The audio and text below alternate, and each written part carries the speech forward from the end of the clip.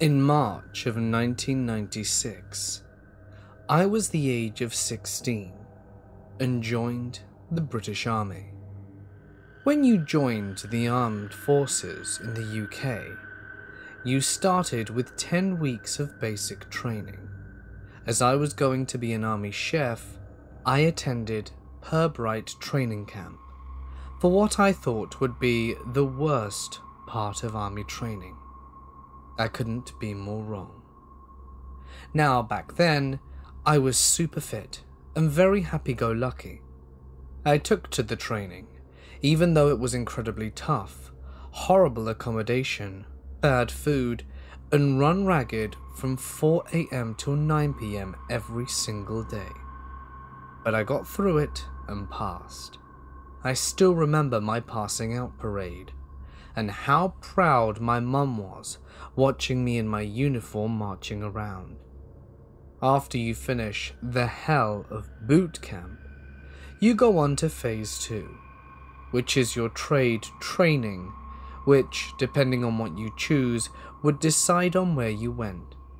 For me as a chef, was St. Omer Barracks in Aldershot.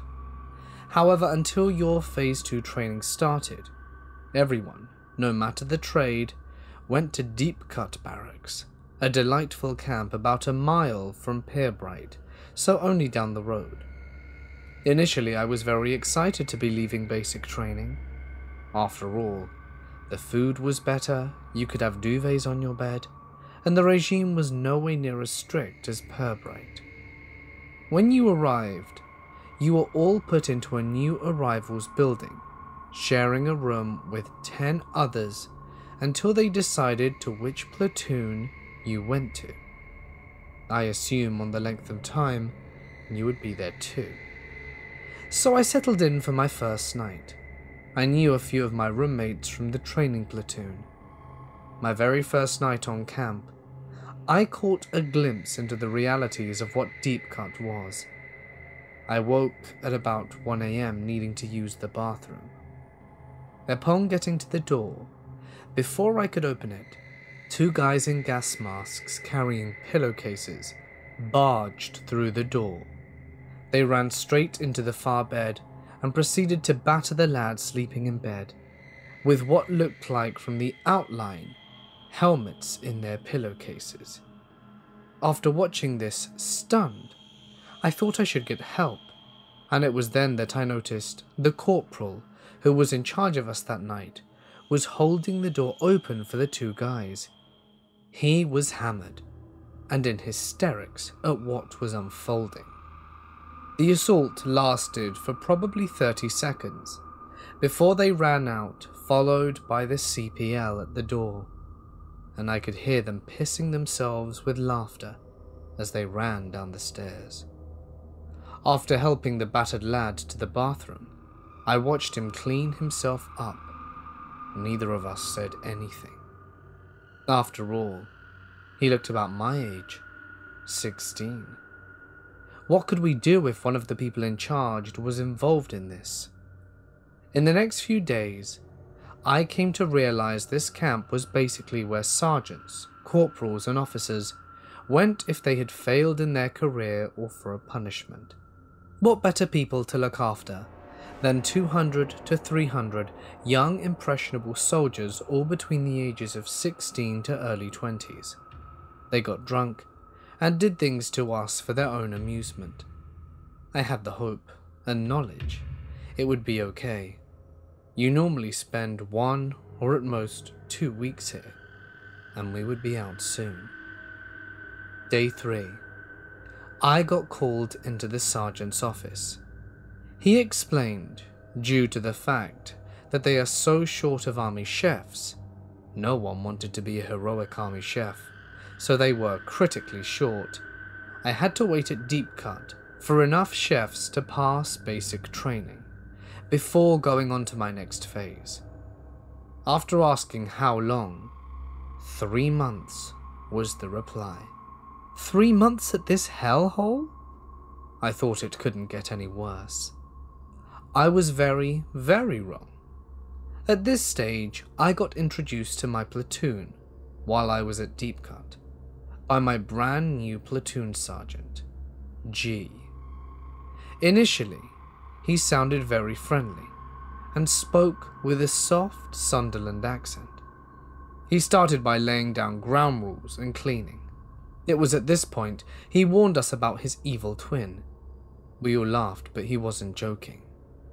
He said that if we came across his twin, it wouldn't end well, and left us with that. After speaking to a few of the lads that had been there a week or so, they reiterated the warnings along with the "do not get on Sergeant G's radar. Just keep your head down." It was at this point I began hearing rumors of the suicide of a soldier and the involvement of Sergeant G.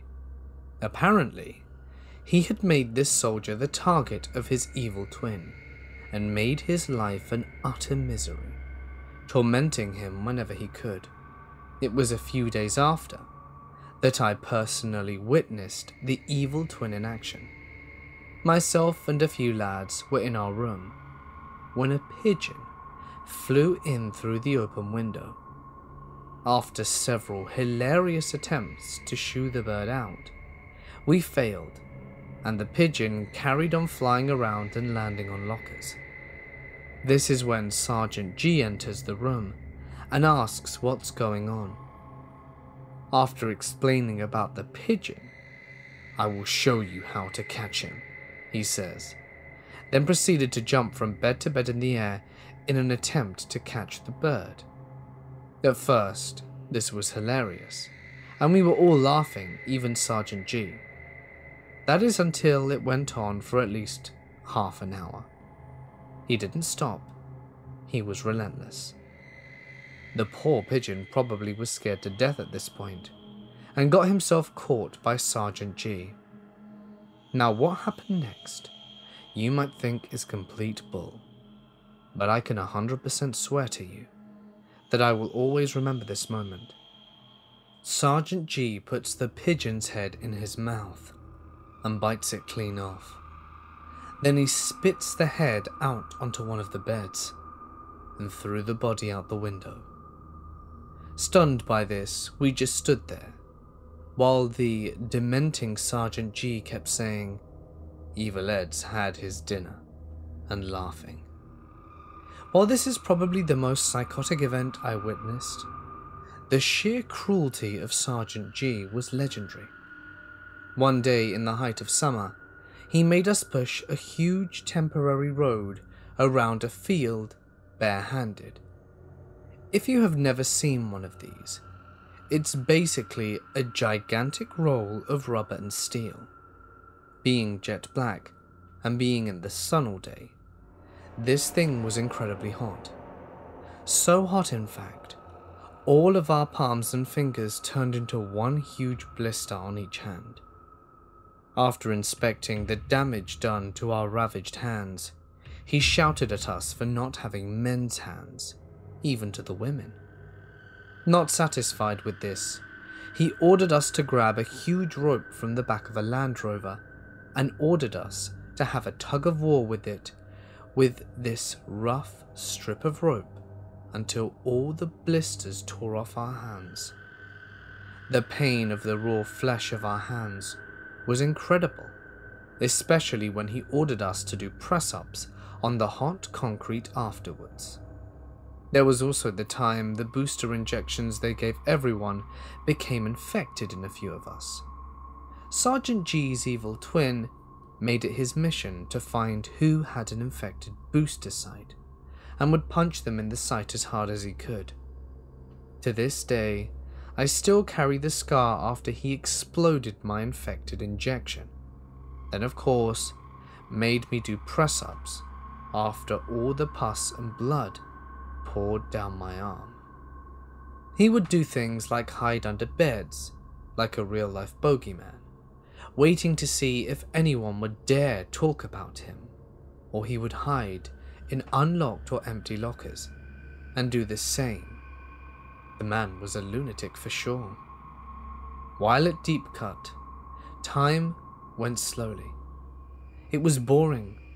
All we had to do was whatever the delightful training staff could dream up for us. One day, the lieutenant in charge announced we were going on exercise for 2 nights and 3 days in the woods around Sandhurst. On the morning of the exercise, Sergeant G gathered everyone on parade and got everyone organized and announced on the exercise some of his SAS mates might make an appearance and interrogate people during it. I didn't think much of it, as he was always giving us veiled threats. The exercise didn't start off that badly. The weather during the first day was gorgeous, very sunny, and for some reason they didn't take an opportunity to make us do some running with kit on in the sun. That night, we settled into guard duty. To explain, you and your basher mate, basher being a hole dug in the ground that you sleep in, will take a stag duty, which lasts for about an hour. The guard duty itself involves you lying down in a camouflaged hole dug especially for the guard duty. Then one of you will go next to the basher and tell them it's their turn, and so on. At the end of our turn, I went to the next basher and whispered it's their turn to stag on. A low voice with what sounded like a Scottish accent came from the shelter aggressively telling me to go away.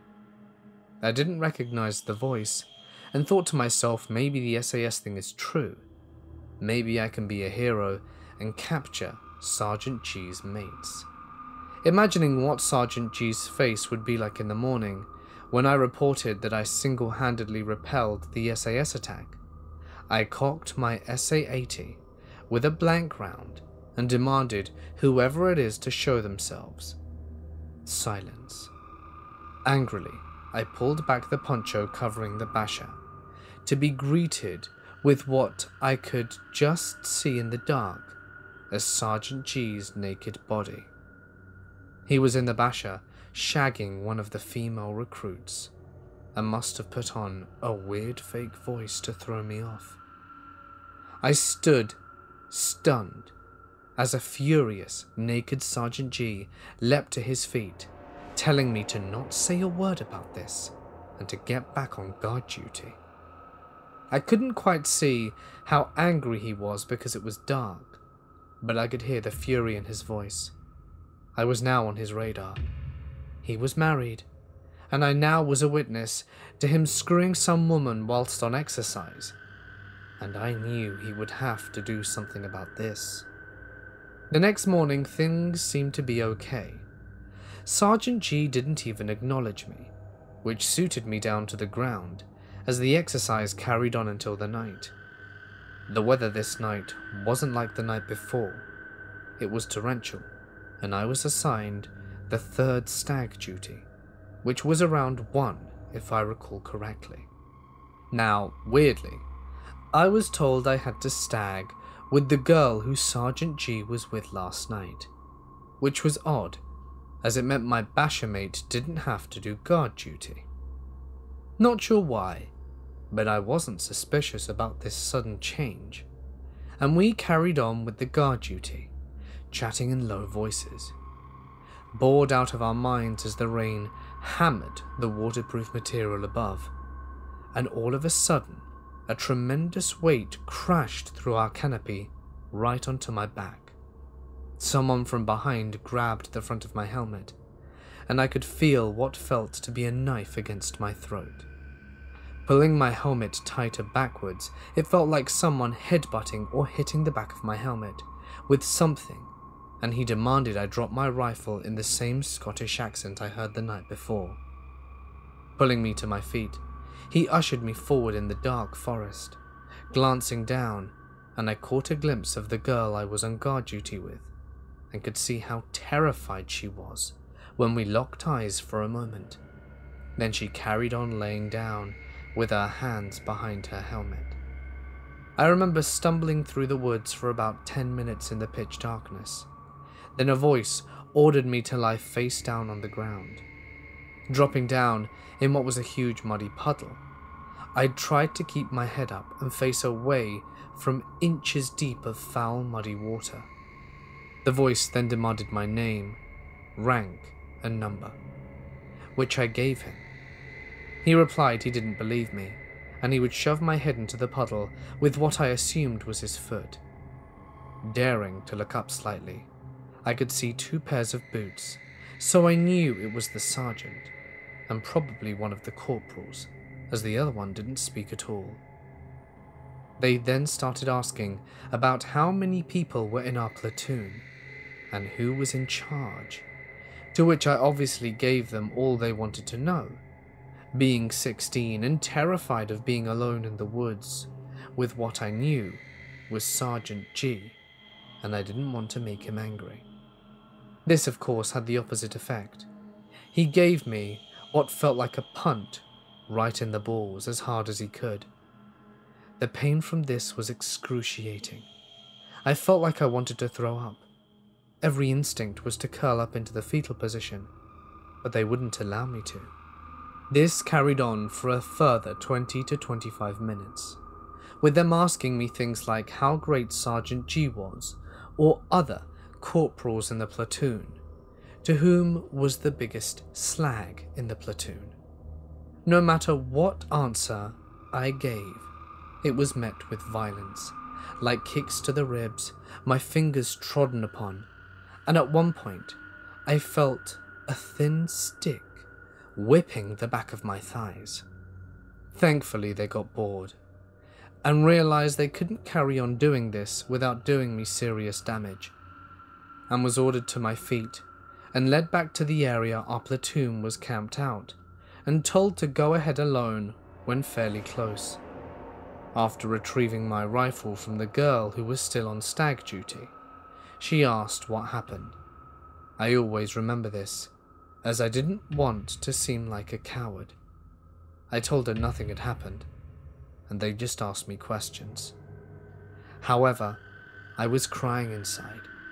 All I wanted to do was to go home to my mum. Pathetic as that sounds, but I felt violated. The next morning was the end of the exercise. Sergeant G gathered everyone. After some debriefing, mainly about how bad we had done, and then announced that his mates from the SAS reported that they had interrogated a few people, while staring at me the whole time.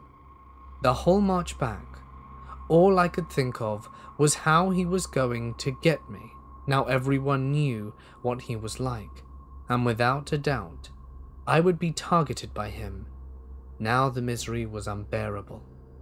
I wanted the march to last longer, because at least everyone was present and he couldn't single me out. We got back to camp, and everyone set about cleaning their gear. When I was told the officer wanted to see me, my heart leapt, thinking maybe the girl had reported what had happened, and this would be my savior, and in a way it was.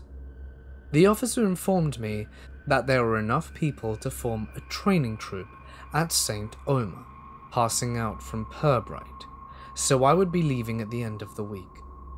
Thankfully, I managed to avoid Sergeant G for the whole week. I volunteered to set up the field for RLC Day, and was under the supervision of a different sergeant. So that's my epic tale of the deep cut barracks. As mentioned at the start, I tried to let the tribunal know of what occurred, and they didn't want to know. This man affected me in such a way that I still have recurring nightmares, that I have rejoined the army, and he is going to get his revenge. And as for Sergeant G, don't worry about him, boys and girls. He got his just desserts for all the years of torment he doled out to vulnerable young soldiers. The army recognized this and promoted him. He is now the officer in charge of recruit welfare in the British Army. I wish this was a lie, but it's not. I am African American, early 20s of about 5'5", athletic build, but think more like a volleyball player than a shot-put Olympian, and I'm often told I'm pretty. Some say it in a creepier way than others. Anyway, when I started my job at a craft store, I was 18 going on 19. I'm often told that I look younger than my years, so at the time, people would guess I was around 15 to 16, especially when I wasn't wearing makeup. One day, about 2 weeks after starting, I was able to leave my shift. Before we could leave, we had to put away all the things people decided they didn't want to buy once they got to the register. As I was about to walk away, I put things away, and a man walks up to me asking where the C-clamps are. Now this is a craft store, not a hardware store. But because I was new and unfamiliar with the term, I thought that we might stock it. I was standing by my manager, so she responds for me. We don't have those. You'll probably want to look somewhere like Lowe's or Menards. As she spoke, I glanced at him, and he was still looking at me. Just staring. He was tuning her out completely. He then asked me, "What about Birchwood?" Again, with it only being my second week, I was unsure. My manager jumped in though. "That's something that you're going to have to find at a hardware store." He shot her a quick, "I wasn't talking to you." Then looked back at me. "Okay, what about a ruler?" "Oh, we do have those." I pointed him in the direction of the ruler, but he couldn't seem to follow my directions, so I offered to walk him directly to the aisle. His voice was soft and raspy. A Caucasian man somewhere in his late 20s to early 30s, about 5'9", with light stubble, beautiful teeth, and decent looking. He asked if I was new there. "Is it that obvious?" I said. He smiled and said yes. I told him I'd started there only a week prior, and after looking through the aisle, he asked if we had X-Acto knives. I happened to stock some of those this morning, so I knew where they were. As we looked, I reached for one to show him. He reached over and grabbed my wrist. It wasn't rough, but it did startle me. He turned it over, seeing writing. "Is this a tattoo?" he asked, as he held my wrist. "No, I just have bad memory, so I write things on my hands." We thumbed through the other things. He then said, "You're a dog person, aren't you?" I said I was, but I told him I don't dislike cats. I just prefer dogs. He then told me a story. When I was a kid, we had a Saint Bernard. She was huge, and I was always kind of scared of her, but she was gentle. To prove how gentle she was, my dad used to force me and my siblings to put our arms in her mouth. As he told the story, he was staring into the distance, his eyes completely empty. "So, did she bite you one day?" "No." "So is that the end of the story?" He snapped out of his stare and said that was the whole story. He said that he'd never told that to anyone before. I like to, as they say, bust people's chops for humor. So I said, "Yeah, maybe you should think of a better ending next time you tell someone, because that story sucked." He stopped looking at the products in the aisle and looked at me confused. I knew he was about to get mad at me, but instead he laughed and said, "No one's talked to me like that before." We spoke a bit more, and then he asked, "Would you go out with me sometime?" "Of course. I have a boyfriend," slid out with a quickness. He then began to ask if I love my boyfriend, how long we had been together, and if I was willing to cheat. After he got the hint that my boyfriend and I were madly in love and never breaking up, he moved on. He then started saying his cat would like me, and asked about decor ideas for his apartment. That's when it got weird. A couple of little girls came up to me while I was speaking to him, looking for the Isle of Glitter. I told him I'd come back after I helped them. I kept my word, and when I got back, not even 1 minute later, he asked, "Did they ask about me?" I was confused. Why would they? Maybe he knew them. But he was really serious, and his demeanor changed completely. "No, they didn't."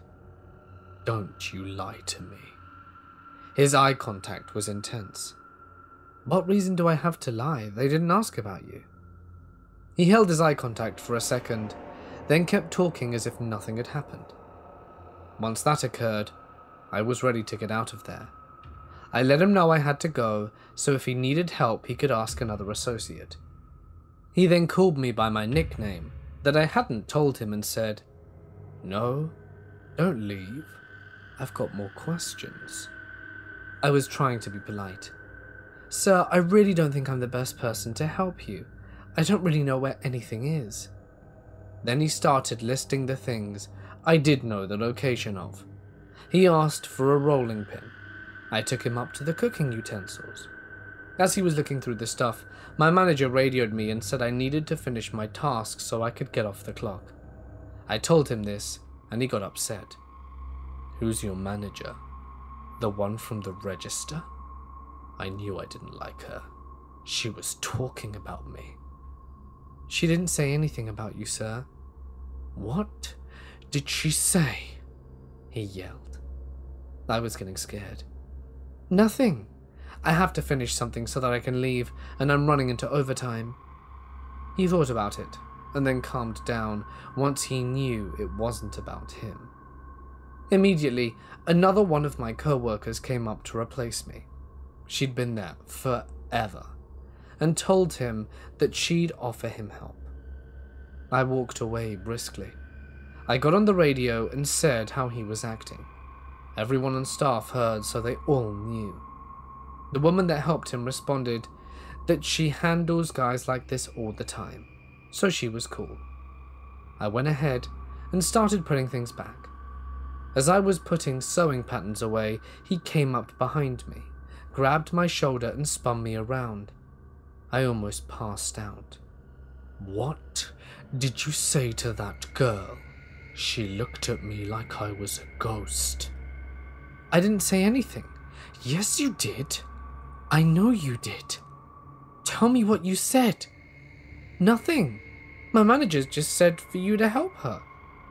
"That manager of yours again. What's wrong with her? I hate that stupid woman. You swear she didn't say anything about me." He was completely red at this point. He was yelling and whispering at the same time, like he wanted to show aggression, but he didn't want anyone to know. He was about 3 inches from my face. I walked away from him and went into the back office so that he couldn't follow me.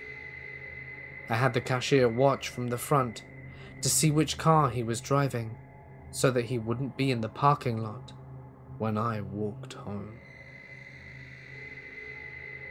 This happened to me in the beginning of the school year, during a break we had sometime early in the year. I am a college freshman, living in North Dakota, where I have lived my whole life. I can promise you that no matter how far-fetched the upcoming tale may sound, that it is all true. This all started when I was with 4 friends in my car in North Dakota.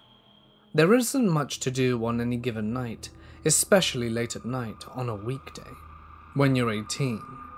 So we went to a friend's house, but quickly got bored, then went for a drive where our story begins. We were driving down a well-traveled road that I had never been to the end of before. It ended up turning into a rural dirt road, past fields after a roundabout a few miles on. I forgot the conversation, but I remember it was just then that I said, "Man, I wish something scary or unexplainable would happen to me." My friend Connor said from the passenger seat, "Be careful what you wish for, man." I know. It sounds like the perfect setup for any fabricated story on the internet, but I really didn't think anything of it at the time. We drove around this rural maze of dirt roads for another hour or two, until we found our way out and went home. Nothing noteworthy. The next night, my friends and I were bored once again. It was about 2 a.m.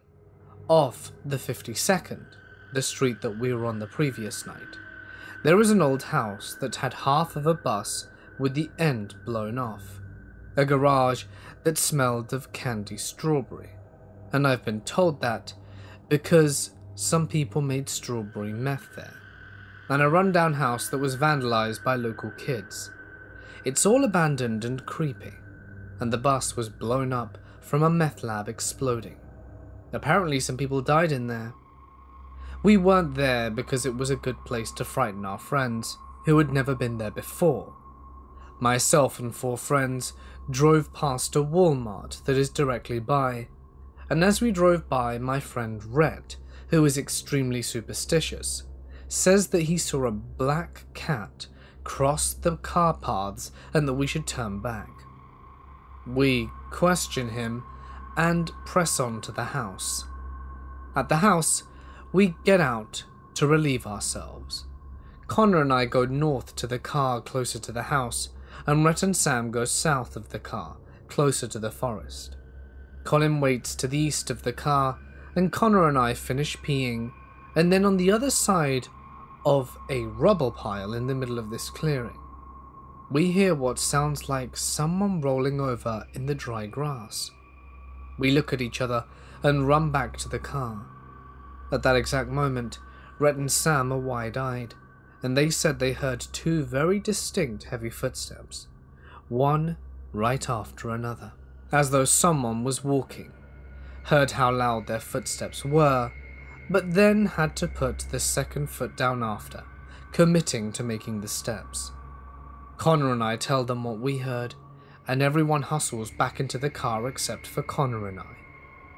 We decide to throw rocks at the other side of the rubble pile to prove it to be an animal. We both count to 3 and throw a handful of pebbles from the ground at where we heard the noise. The pebbles skitter across the clearing and nothing. There was a 2-second pause, and then we heard what sounded like someone slowly rolling over and beginning to stand up. That was enough for us. We were out of there. I made a tight circle and exited the parking lot, going 10 miles an hour.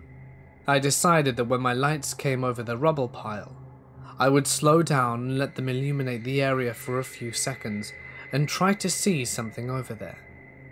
What I saw boggles my mind to this day.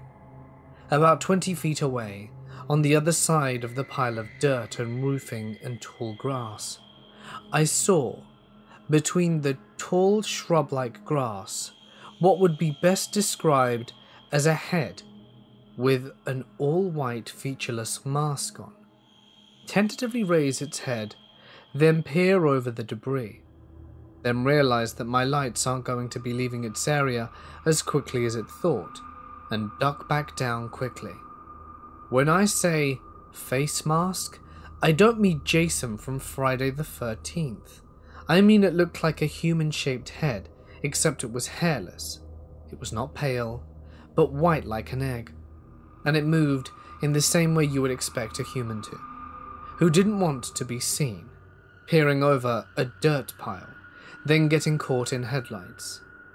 It was eerie, and my friends, of course, weren't looking at it because I decided to slow down and look over literally at the last second, then booking out of there. Anyway, I was shaken. I didn't even know what I'd seen, nor did my friends have any guesses, and I didn't really know if they believed me. We were driving past the Walmart when something was in the road. I got closer in my car, and there was a black cat waiting in the middle of the road, completely still except for its tail, that was casually flicking back and forth. I slowly came to a stop, told everyone what was in the road, and Rhett was freaking out. And I swear the cat and I made eye contact for at least 10 seconds. Then it casually padded away and disappeared into a cornfield in the direction of the house. We reversed back to the Walmart parking lot so that we could stay out of its path. Then we went to get gas and snacks at the nearby gas station. We went back to that place, taking the non-cat road, and brought bigger stones to throw. Nothing at all happened, so we went about our night and then went home with a crappy tale to tell. That was the end of the first night. What happened the second night started off at about the same time as the first. It was with my friends Sean, Jared, Christian and Colin. We took my car driving around after a party at 2 a.m. I told them about how the previous night scared me, but I still wasn't truly scared yet. It's amazing how much we can put up with and not connect together when it's happening to us. I mentioned that a friend showed me an abandoned church about 45 minutes away one time. None of us were going to bed anytime soon, so we decided to go for it. After driving for a little less than an hour, we passed the restaurant off Highway 10 that it's near, and we start doing the winding dirt road that leads to the church. Now, this church is atop a large hill in virtually the middle of nowhere. It's lit up from ground lights still for some reason. We pull up to the church and there's a run-down trailer in a field/parking lot next to the church. And then there's nothing but fields and trees for about half a mile in any direction.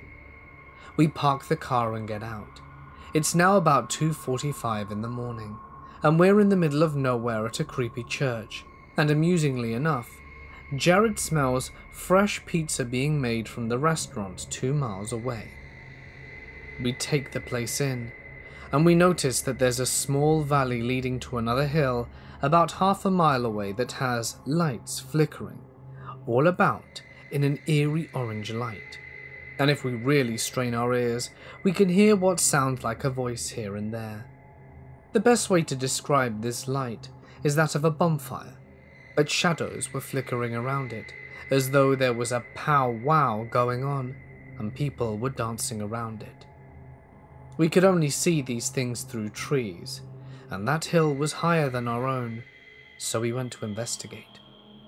We started walking away from the church to the other hill, and we went to find that there's a path at the edge of the church field that looks like it's been well worn, and it leads right into the direction that we were heading.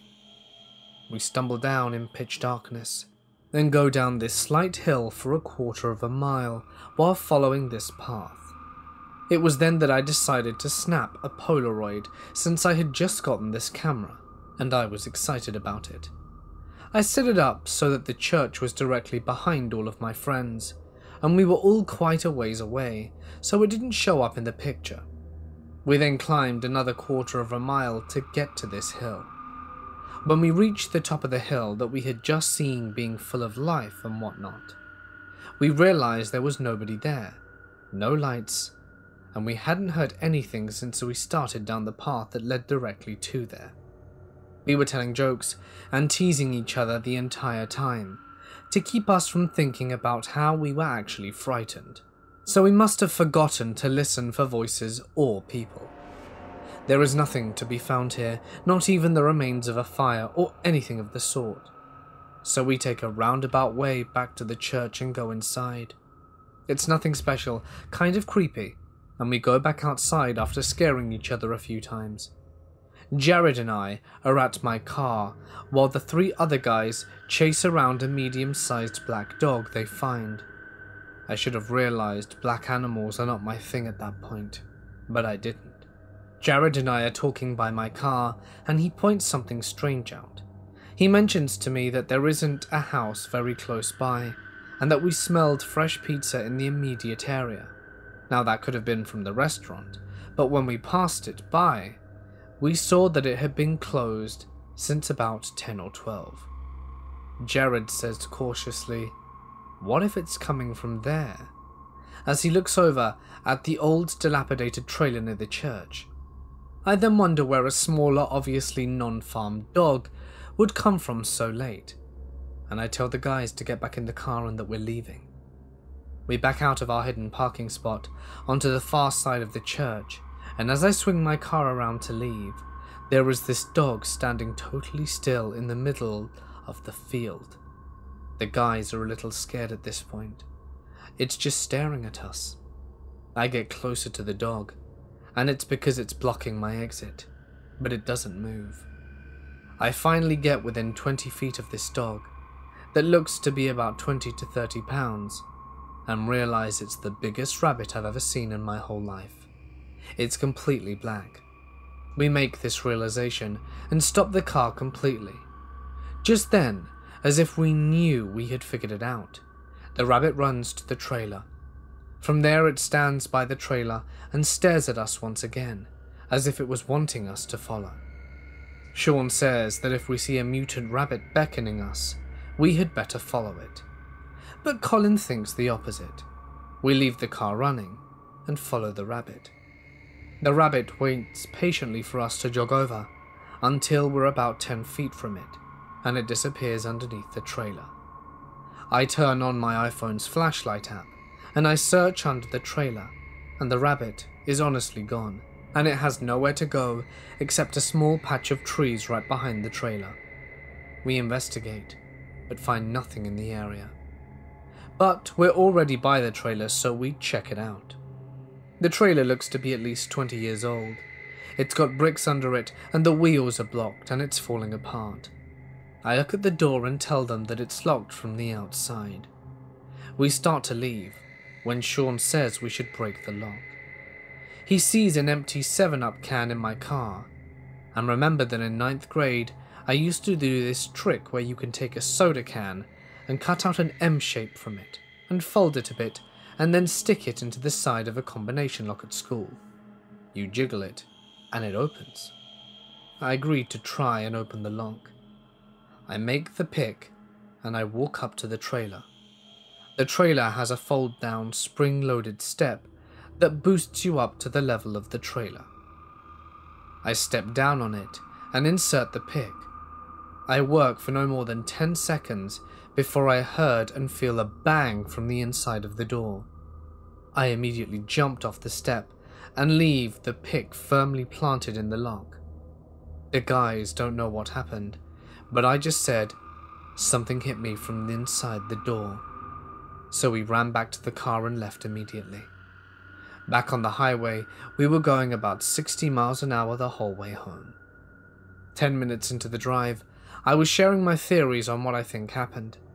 I thought somehow the rabbit climbed through the floor underneath the trailer. Then Jared said something none of us thought of.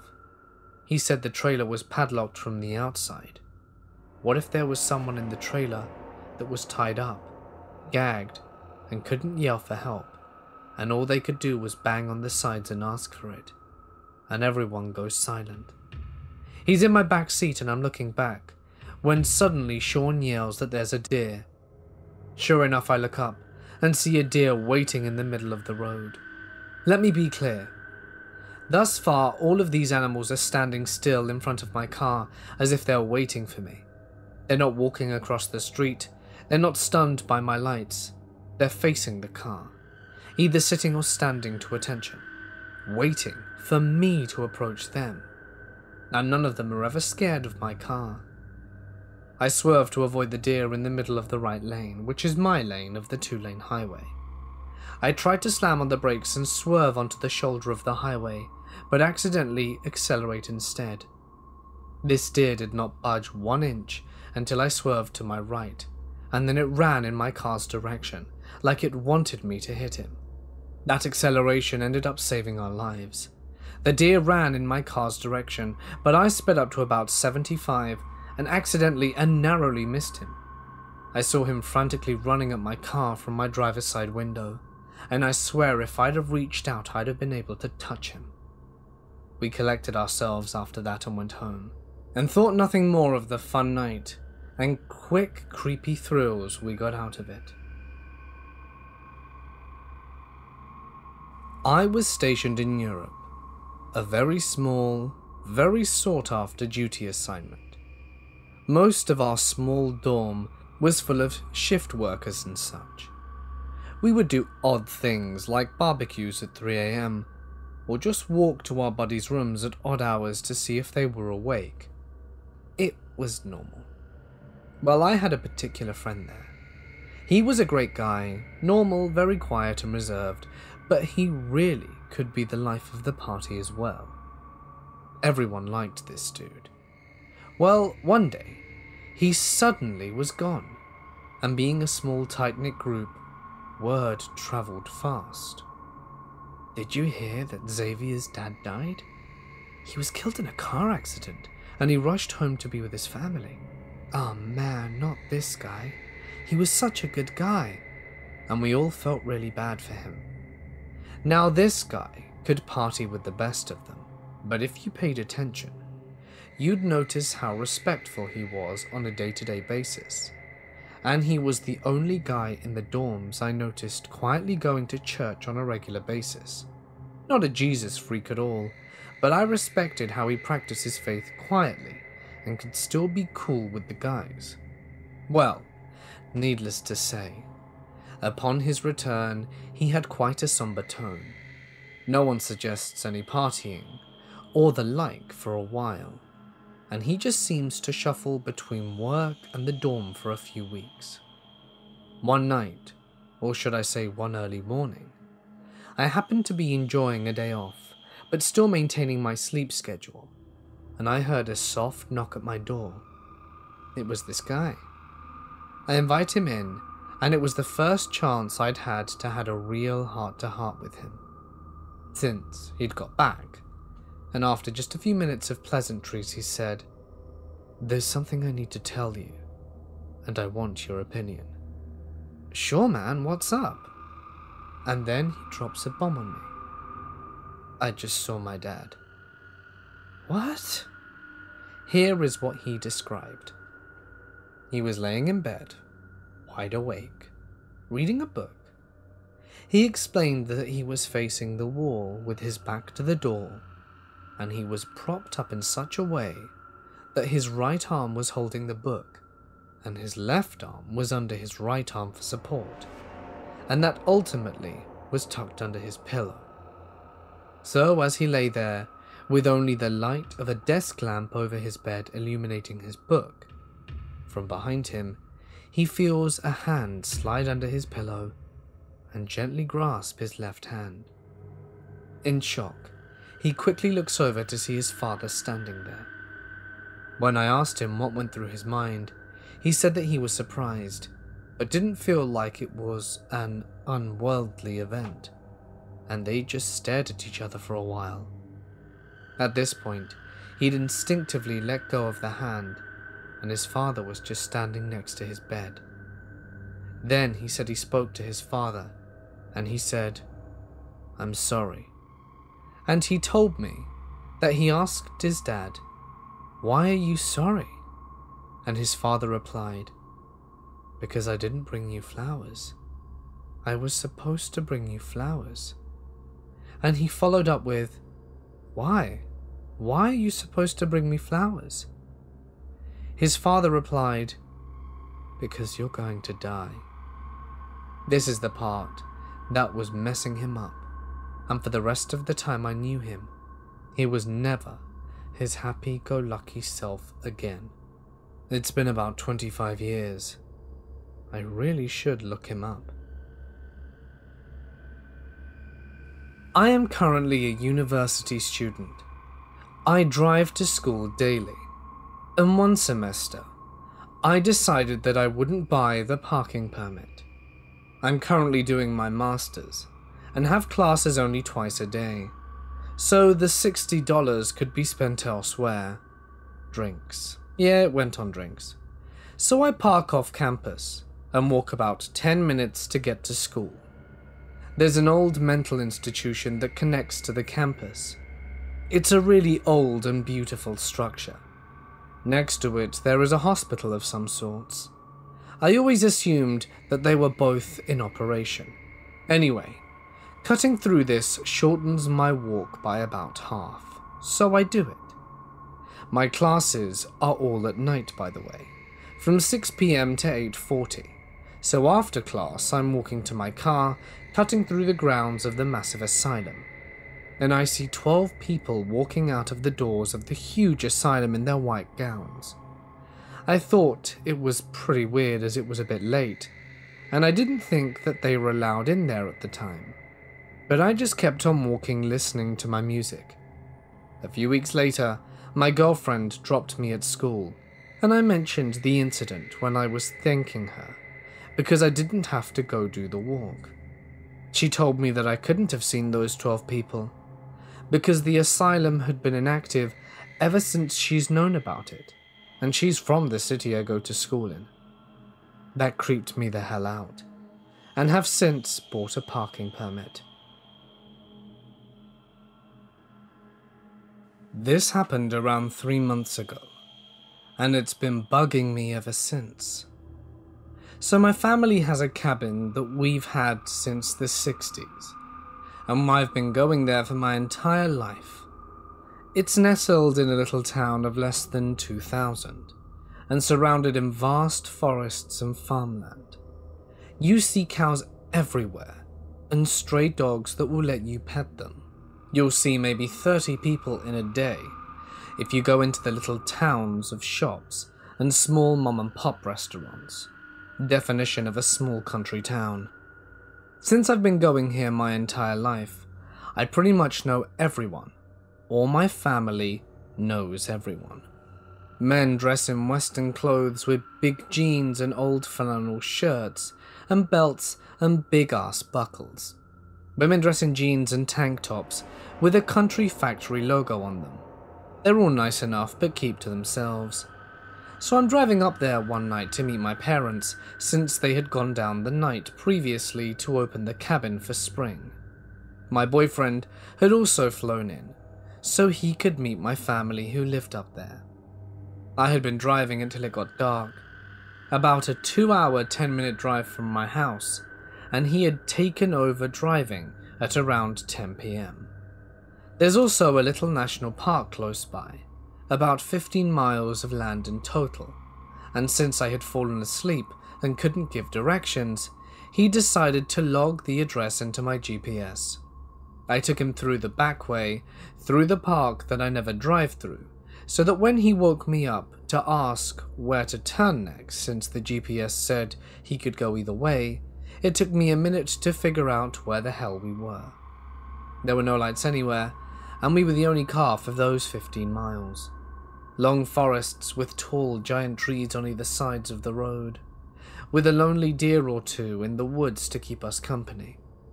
I mentioned switching drivers because I remember that road would lead directly to the intersection that would go through a small community up to the mountain my cabin was on, but it was prime territory for that scam where they leave a toy baby on the side of the road, and then when you go out to investigate, something bad will happen to you. It was dark enough, and the forest was thick enough, that we joked that some cult members would be hiding out there. Hell, maybe they were. Needless to say, we knew that stopping wouldn't be a good idea. We eventually passed through a small clearing/intersection, not the one we wanted, with a dinky concrete building on the side of the road with one light on, and a car pulled into the slanted gravel ground. My boyfriend drives forward, and we see 2 people there. My gut immediately twisted, and I began feeling sick. Sick enough to feel ice cold run through my veins, and needing a hand on my stomach. You never see people here at night. It was 2 kids, teen boys in fact, probably around 15. They were wearing city clothes, Nike shorts, and obnoxiously coloured sports workout clothing, and looked very out of place. They saw us coming and walked away from what looked like an old beat-up El Camino, probably 1965. It's important to note that the paint was completely gone, and it had a light brown dirt or rust covering the body. They waved and smiled at us, and that is what really freaked me out the most. I didn't have a damn clue who these people were, and I knew a gas station was right up the road. They could just walk there. I could see it past the road and overhead bridge. That building was also abandoned, so how was the light on the wall? They walked out onto the road, almost blocking us from going forward, and my boyfriend had to slow down in order not to hit them, and they continuously waved their arms and smiled at us, maybe saying something but I couldn't hear. I remember mine and my boyfriend's conversation going something like this. Should we stop? he asked nervously, looking at me with his hand on the gear shift. No, just keep driving. I clenched the door handle and double-checked it was locked. But babe, they could be in trouble. I don't care. I don't know them. My gut is telling me to leave. That building is abandoned. It shouldn't have the light on. Hell, their car is abandoned. Just drive away, please. He quickly drove around them and slammed on the gas, trying to calm me down, since the whole scene scared me in such a specific and bizarre way. Images of getting out of our car, as some stranger got in, flew through my head. I looked behind us, and they were still standing in the middle of the road, with a look between cross and angry, as well as a calm stare, and didn't move from the road until we turned and could no longer see them. Who were those kids? Why were they wearing city clothes? They looked too young to be driving cars. And I knew for a damn fact that the car they acted like they owned had been there for months. I knew this because I remember seeing it last summer when my dad pointed out the model, and I said how I wanted an El Camino someday. We finally made it out and found the intersection we wanted that led to the familiar gas station, and he didn't hesitate when I said I needed to drive next. About 10 or so minutes later, we got to my cabin, half-heartedly laughing about it the whole way there. When I told my parents about it, they didn't reprimand us for not stopping. It was almost midnight by that point, and that night wasn't so bad that those kids would freeze, and they agreed with us that the whole situation was weird. Should I have stopped? Maybe. Can I change what I did? No. Did I feel comfortable stopping? Absolutely not. Sure, there were tons of famous and some not so famous, or more infamous, skirmishes and battles for the South. This small piece of hilly terrain in somewhere eastern Kentucky butted us right into the mountain crevasse, and the elements were hell. 3 pairs of socks at least every 6 hours, or you could lose your toes to the black. Frostbite, famine, and of course the enemy made our lives hell. Our supply line had been broken miles back, and ammo was becoming scarce, and I witnessed men fastening their bayonets in lieu of what was surely to come. The air was quiet, the morning thick with dew and mist, whence even the squirrels had retreated this ominous morning. Every man knew it. No scuttle-butt prep talk from any sergeant was going to shake the fear from these men. The Yanks waited, only beyond the trees, and the gully that they currently formed in, probably breaking fast and applying their wares of dare and terror. Oh God, the waiting. The long, tiring on edge, like a worm on a hook waiting. When dawn could give a little more, the drums and artillery started the barrage. Dirt, trees, and men flew willy-nilly into the ditches and saplings surrounding us in the tight gully. We struggled valiantly to bring our muzzles around and plant aim for just one enemy. The cyclones of impacted mortar fire churned the dirt relentlessly, making visibility near zero at times. I crawled to the parabola of the ditch, feeling exposed, and indeed so. Nonetheless, I saw one, a Union soldier running full speed, bayonet fastened, and leveled as he charged our embankment. I brought the old muzzle loader around, remembered my breathing as a shell exploded at what seemed to be only feet from my right, throwing me clear, and no longer did I see the charging soldier. Now I had problems. Well, one problem. My right leg was mangled. The artillery shell had done its job, and mobility was now impossible.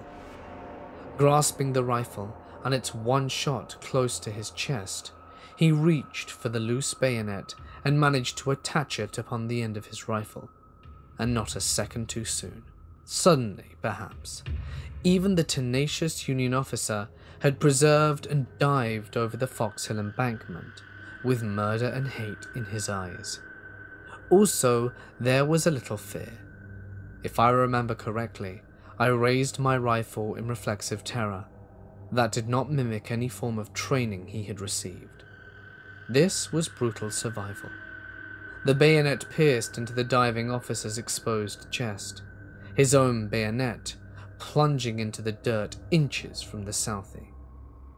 Out of raw fear and reflex, as the officer plunged, gravity his nemesis, the Southie shot the rifle's payload.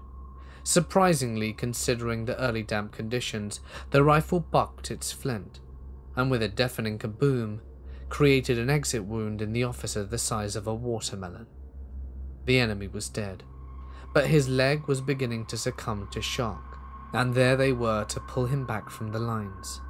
The general or colonel of the southern unit was able to break the back of the northern hastily invading forces, allowing many southern casualties to be brought back behind the lines for medical treatment. For all his lucid happiness to be alive and rescued, the trip was painful, and no laudanum nor liquor was spared for his pain. He lay in a row of patients in order of trauma and need. He was third, if the doctor didn't break for potatoes, a smoke, or a much-needed rest. No one wants to wait. No one is in a hurry. And no one wants a tired, cranky doctor to amputate their body parts. Yet he knew that was exactly what was coming. The nondescript pile of sawed-off, bloody appendages, still wearing their uniforms, piled as high as a man behind the surgical tent. And oh God, the smell. So putrid. The flies, and it seemed like Pestilence's waiting room. And so it was. The surgeon sat on an old stump, scarfing down a dry sandwich with bloodied hands. Besmirched in a bloody apron, not very unlike a butcher back home. His hair was thinning, and his brows were generous, but cruel or perhaps just jaded. He was large and overweight, but he carried his weight like an asset rather than a liability. An orderly stopped and quickly whispered something into his ear as he polished off the sad sandwich, and he nodded and stood to stretch to his full monotonous size. Maybe he just seemed so big from down here. They came and got A1. Now I'm second in line, and I really want to keep my foot. I pray for the first time in 3 months as artillery shells exploded in the distance. An old veteran, sometime in the night, left a small whittled crutch beneath my slumbering shoulder. I woke up, and I was next. The orderly declared the wound, the most likely form of treatment, and desperately shot me a small weak smile telling me, "You're gonna be okay, friend." They lifted the litter, and towards that house of horrors I was brought. The surgeon did not look rested or in good spirits. I tensed immediately, causing my pain to nearly and blessedly take me away from this. Alas, it did not. I glanced at the tray of barely washed blood-soaked instruments and used towels. I retched. Then I saw the bone saw. Within a second, I had been deposited on an operating gurney quite unceremoniously, followed by an emotionless, "Sorry, buddy." I glanced and gazed about, but it was all they had said, and it was worse. Screams, missing portions of living men, and so much blood. Dry blood, floor-soaking puddles and stains everywhere. This was a true charnel house. Within moments, several orderlies insisting they were trying to help me held me down. I was powerless. Even through the excruciating pain, he couldn't muster an inch of wiggle room. And the reason for this was unfortunately visible. The butcher stepped in, drying his hands on a dry, blood-stained towel, and immediately sized up the menacing bone saw from the soaking bucket. What do we got here? Another limb? The surgeon muttered as he struck a match and lit a stub of an old cigar. Yes, sir, doctor. Right lower extremity. No chance of saving the foot, sir, the nurse responded. Okay, let's take a look. The surgeon grimaced and nodded his head. Let's do this. Hold him down. A good one this time, the surgeon said with exasperation. Oh God, he's going to cut off my foot, and I can't protest nor stop him. I'm pinned like claustrophobia, buried alive, unable to move. And then it begins. The first cut just saws the flesh right into the sinew and nerve clusters. The doctor dictated as he worked on me, as if I wanted to hear this. But even more so was the grind each time he would saw into the mangled leg bone. How deep was he at this point? Surely just 1 or 2 more passes of the saw and the worst would be over, if the infection didn't kill him. Then, a horror more terrible than he could have ever imagined. The surgeon, in order to avoid a major artery, had to resaw an inch higher to ensure the patient's lack of blood loss and possible survival. After the mistake was overheard, and the third sawing grind with the dull bone saw, the Southey found sweet solace in unconsciousness.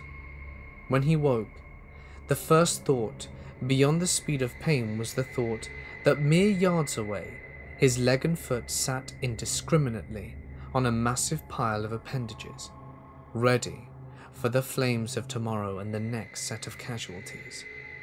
He closed his eyes, thanked someone for the bottle of opium, and cried as he fell into sweet, warm, addictive safety. Sometime later he awoke to the fever, and then the tent flaps blustered with the cold Kentucky air. Through the burlap he heard thanks being given to the local pig butcher for helping out with the casualties. I thought I smelled a faint odor of a chewed cigar. The college in the town where I grew up hosted a 5K around Halloween, and the high school teams volunteered to help out with the event.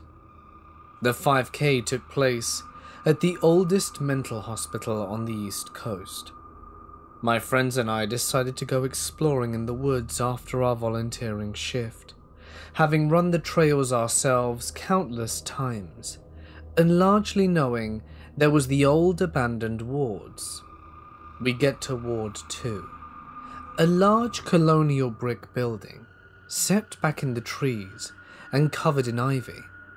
The steps to the ward were old and rotted, but the 6 of us clambered up them inside the gaping door frames regardless. I was one of the last ones on the landing, as the one who was the most scared. As soon as I stepped inside, I was only able to glance around at the old instruments and cots with straps before the odd, rotted landing gave out, and I fell through and got stuck in the floor. I would have shat bricks if something other than my friends had grabbed me. Needless to say, once I climbed out, we all bolted back to the race site and never looked back. I am a young girl. In my late teens, I grew up in a pretty small city, which gets even smaller when the Queen's students leave for the summer. Ontario is the home to Queen's University, which means that I'm not typically alone at night when I go out on my late-night endeavors. However, once those students are gone for the summer, I tend to find myself in riskier situations, with rougher-looking people. It's almost as if, when the students leave, the crazies come back. I am a huge advocate of exploration, and I explore every single chance I get. This hobby of mine has gotten me into trouble more than a few times, and I'm quite lucky to still remain unscathed by any insane person to this day.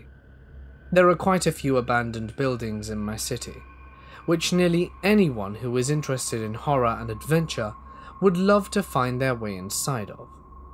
I have an eye for detail, and I am only around 5'1" and 116 pounds, so that makes me the perfect candidate to escape into the small crevices and holes of abandoned buildings.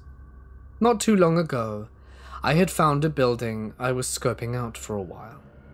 I found my way in with little effort, and understood the dangers of going alone. I'm a risk taker, but I'm not stupid. Of course I had someone with me. Now let's just say I wasn't expecting this person to be as flaky and easily frightened as they were, so most of the rooms I entered on my own. Equipped with a flashlight and bag in case I found anything super interesting, I explored the dark corners of this building. I didn't expect it to be so huge.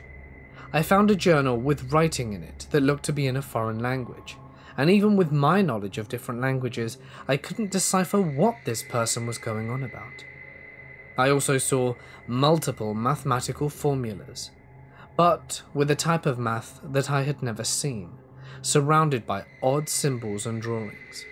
There were also a ton of zodiac signs, and talking of the planets and their rotations, which was enough to put me off in itself due to the fact that my own zodiac sign was heavily underlined and rewritten multiple times. Of course, I didn't piece anything together here, because it's extremely unlikely anyone would be in the building with me. But I started to feel even more on edge as the night crawled on. I made it a promise to myself to check every room, because I didn't crawl into a dark hole for nothing. My friend had opted in staying near the entrance, and I obliged, simply because arguing would lead to noise, and noise led to alerting others of my presence. I continued looking amongst this dark and eerie building, which contained this thick air that I almost felt I have to sift through, as if it were a thick visible fog. I had already seen a bed, clothing, books, stickers, anything you can think of. But abandoned buildings commonly house these items, as I'm not unfamiliar with squatters staying in places like this for a few days before moving on. However, in all my years of exploration, I never encountered someone who stayed in a building or approached me in a building that I entered. I started to get deeper into the building. I went down the stairs and walked down a dark, wet hallway. I felt like I had been in there for hours, and there couldn't be anything else I hadn't explored already. As I got further away from not only my friends, but the exit as well, my basic sense started to heighten. I think it may have been due to the fact that I started to smell a putrid odor near me, one that I hadn't noticed upon initially entering. I was stuck in a hallway with little places to go, so I entered another room, hoping to escape the smell. However, the smell started to turn into footsteps, and I realized the room I was now standing in was barricaded in some way, with mattresses against the walls piled on top of one another, needles around my feet, and children's toys scattered carelessly. No red flags go off in my head when I'm in an abandoned building, until I stumble upon children's toys and clothing. That's where I always draw the line. I turned around and told myself it was time to leave, but I didn't feel like it was just me that was going to be leaving. I started walking back the way I came, finding my way through the mess and clutter, the disgusting odors and tapping of feet and plunking of water. I hated it there. I hated the buildings I explored that only had one exit. I knew if I made one wrong move, it could lead to something awful, so I didn't turn around. At this point, either due to adrenaline or my senses heightening, which I believe to have been connected to my adrenaline kicking in, I could literally feel someone behind me. I heard, smelled, and felt the presence of someone walking no more than 6 feet behind me. At this point, I picked up my pace, but in a way that wouldn't be too obvious. And when I reached the exit, I cannot explain the euphoria I felt. It was such a relief to see my friend and tell her to get the hell out of there. As soon as I started making my way to the hole to exit, I felt a strong grip on my right leg, and my heart literally stopped.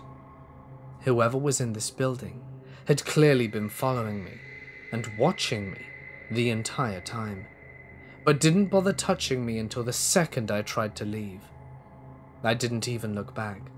I just started kicking my leg and screaming. At this point, I didn't even care about people hearing me. My friend quickly caught on and started screaming too, then reached for both my hands. Whoever had been gripping my leg had gripped me so hard when I finally broke loose. There were red indents on my calf. We went home and literally did not speak another word about it. I actually tried to change the subject in my shivery voice because I was so scared at whoever this person was and the fact that they had been following us. Long story short, we weren't followed anymore, and my friend proposed that it may have been someone else exploring or a teenager up to no good that wanted to scare me by following me and grabbing me so that I would assume I was in danger. Personally, I don't believe that. No normal person smells that horrible or has that much time to follow around a girl through an abandoned building.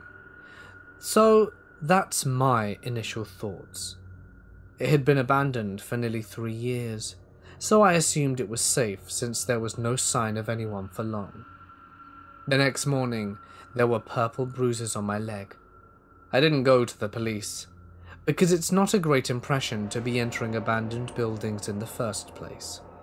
I don't really know what to make of this experience, but I am so happy that I'm alive, and that whoever that was didn't grab me sooner.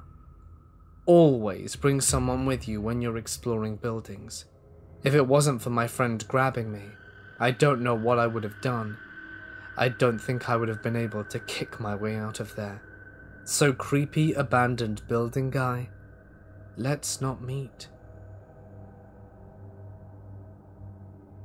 I was an infantryman in my time in the army.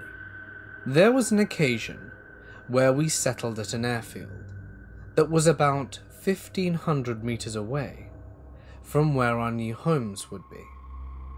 There was this small abandoned community and an old British fort from the colonial days.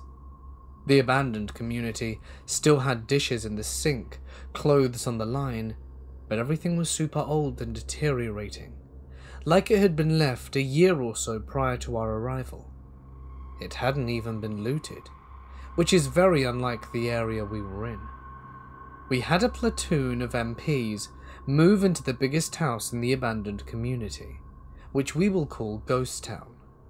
They moved out of this large house a week or so afterwards due to ghost children peeking through their windows and running through the house at night. They got no sleep and were terrorized, and finally got permission to move. They looked exhausted. When we got a new battalion commander who heard the rumors and was pissed that they wasted military resources and time moving because of some supposed ghosts, he said there was no paranormal activity, only enemy activity. He decided his infantry component would begin nightly patrols and set up ambush every night in the ghost town, on top of our already scheduled busy raids. Lucky us. One squad would go in at night and would start our patrols between 10 PM and midnight and would return just before the sun came up. The ghost town always seemed twice as dark as the areas around it. We could hear what sounded like kids playing on a playground at recess, but very faintly. Then we would be pelted with small rocks and the laughter would get louder. We were all pretty seasoned soldiers by that time. We had been in multiple firefights with casualties and deaths on both sides, but we were scared.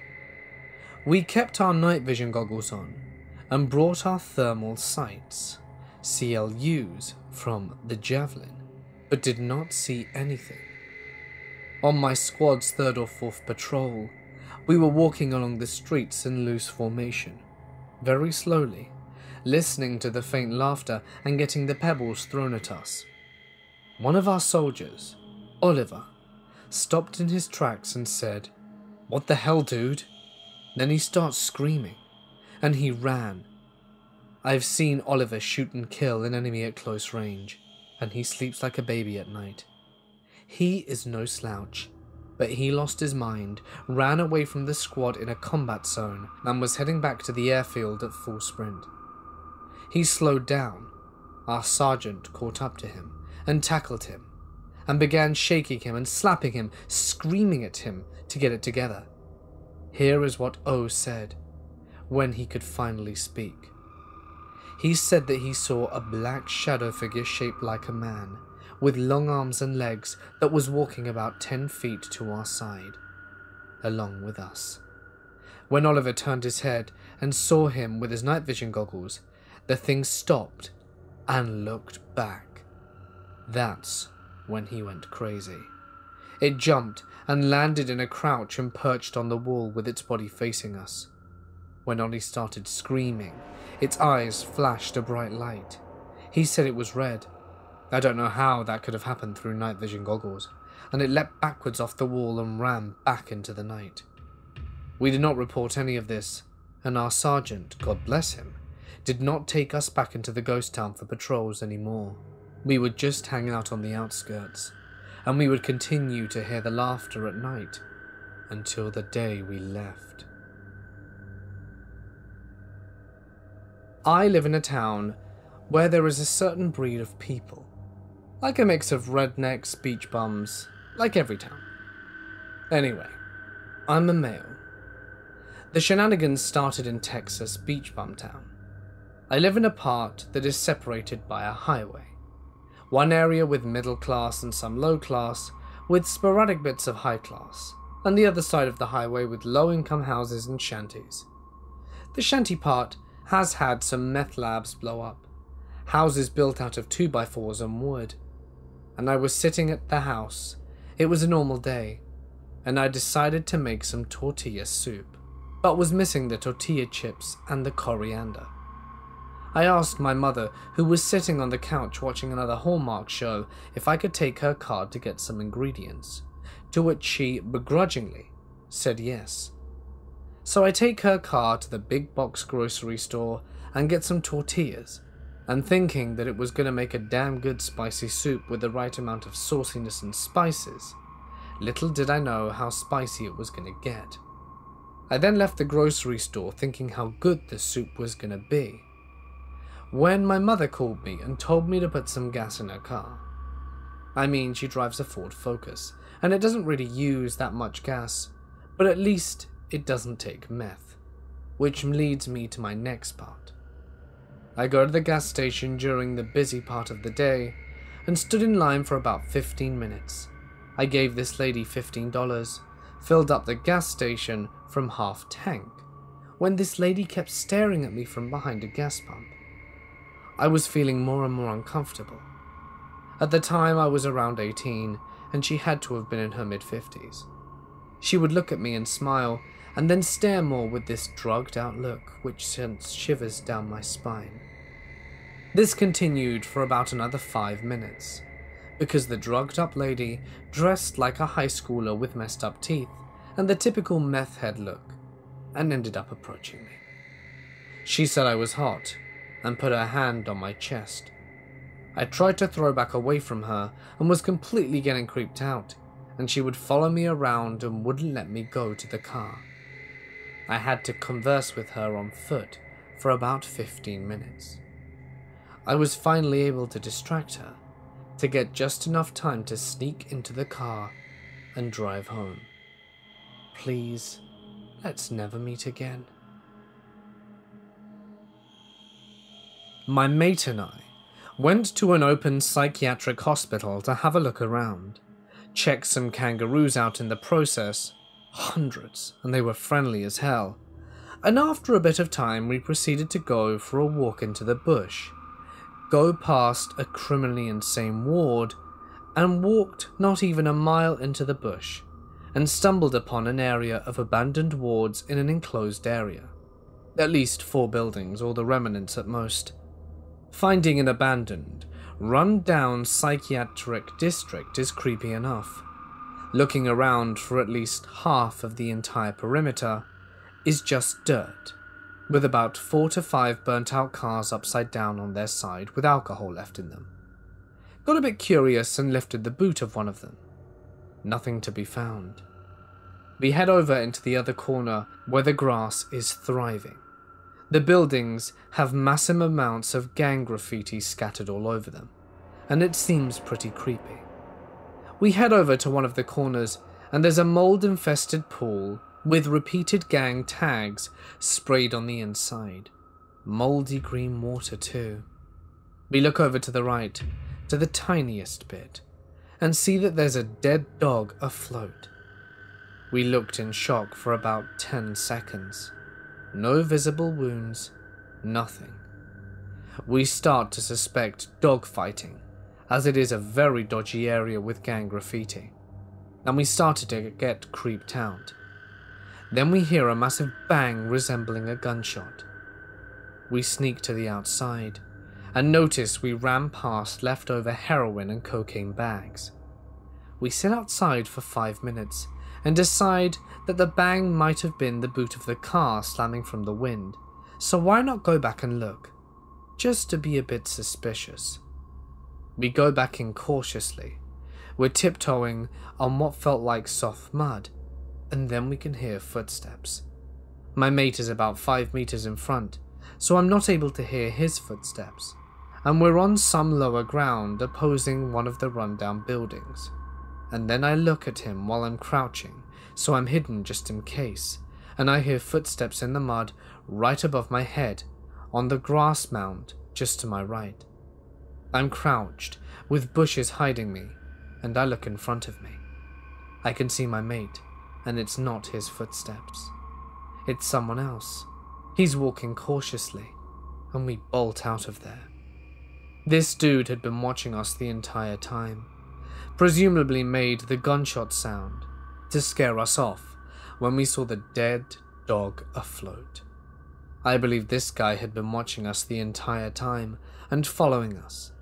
It could have been a squatter, a druggie, or who knows. It really left me with many questions and very few answers. I was military police in the Marine Corps. I have 3 experiences that come to mind. The first was on St. Patrick's Day 2011, a day that I was supposed to be off. My wife and I were getting ready to meet up with some friends when I got a call that I was being recalled and had to come into work to pull security on the flight line. Apparently no one else was answering their phones because I was the first one that arrived, even though I lived off base. Turns out that just before a training flight in a CH-53, a Marine had to go underneath to pull the pin out of the landing gear that allows it to retract, which is probably the most dangerous part of the whole process. The investigation ended up showing that there was a lack of scheduled maintenance done, so when he pulled the pin, it immediately collapsed on top of him. When I got there, they were just getting a crane in place to lift the helicopter up, and because I was standing right next to it, talking to the squadron CO, I had an up-close and personal view of what was left of his body. Now, intuitively, I know that he was killed instantly and could not have been alive for the half hour it took to get the helicopter off of him. But the sight of his half-crushed body, twitching, still gives me nightmares 7 years later. I ended up drinking a lot that night, and for many nights since. I've told this next one a few times before. The second one was during a health and safety check on a Marine that was in the process of separating from the service at the end of his contract. He was scheduled to be attending a week-long separations course that is supposed to teach you how to smoothly transition back into civilian life and help get your benefits set up. Like many things in the military, that separation course often was less important than doing your day job and supporting the mission. So people not showing up as scheduled was no cause for alarm. I was the patrol supervisor, working on a Friday afternoon sometime in August, when we got a call from the Marine Squadron, asking us to go check his room, because apparently he had never showed up the entire week for class. They had assumed he was where he was supposed to be, and the separation class assumed that he had to skip class and was at work. Remember, this was the middle of August in Southern California, in the infamously unluxurious Marine Corps barracks, where AC was something to look at, not that actually works. The way these barracks are laid out is there are 2 individual rooms with heavy metal doors with a shared common area and a bathroom, and then another heavy metal door to access the outside of the building. Turns out his roommate that was in the second room was on leave, otherwise we would have gotten a call a lot sooner. The moment we opened the first door, we knew what had happened to the guy. Sometime Sunday night or Monday morning, he had hung himself in his closet and then baked all week in the 95+ weather. A human body generates a lot of gases and fluid when it decomposes, which can violently leave the body if it is shifted or disturbed, like say by cutting it down while hanging. Let me tell you, death is a smell that does not wash out of clothes. We burn them all. The third isn't disturbing because of what I saw, but because we had found out that my wife was pregnant with our first child the day before. I was again working as the patrol supervisor, so when a call came in for an unresponsive child in base housing, it was given to me. I showed up a minute before the paramedics, and the guy that was home didn't seem at all distressed, more just defeated than annoyed. He takes me to the 4-month-old who is pale, barely breathing and completely unresponsive. Medical got on the scene, took a look at the kid and almost immediately loaded him onto the ambulance and headed to the hospital. Turns out, this piece of garbage human being was playing Call of Duty while his wife was at school and was annoyed and frustrated at his infant son for crying, so he shook him so hard that he severed his spinal cord, causing internal bleeding in the brain. The baby died the next morning in the hospital. He also had a 2-year-old son that was upstairs playing and asked us where they were taking his brother. The father was sentenced to 20 years in prison for voluntary manslaughter and 2 counts of child abuse, causing great bodily injury. When I was 13 years old, my parents got the internet for the first time. Being homeschooled, I particularly liked the option of talking to more kids my age. I actually have some friends that I met then and still keep in contact with. I had one friend in particular who I met at a community website. He was a year younger than myself and lived about 4 hours away.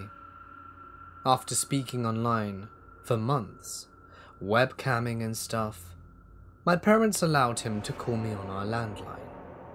We were very close, and he called me almost every night. He was very odd, and I began to suspect that perhaps he had Asperger's syndrome.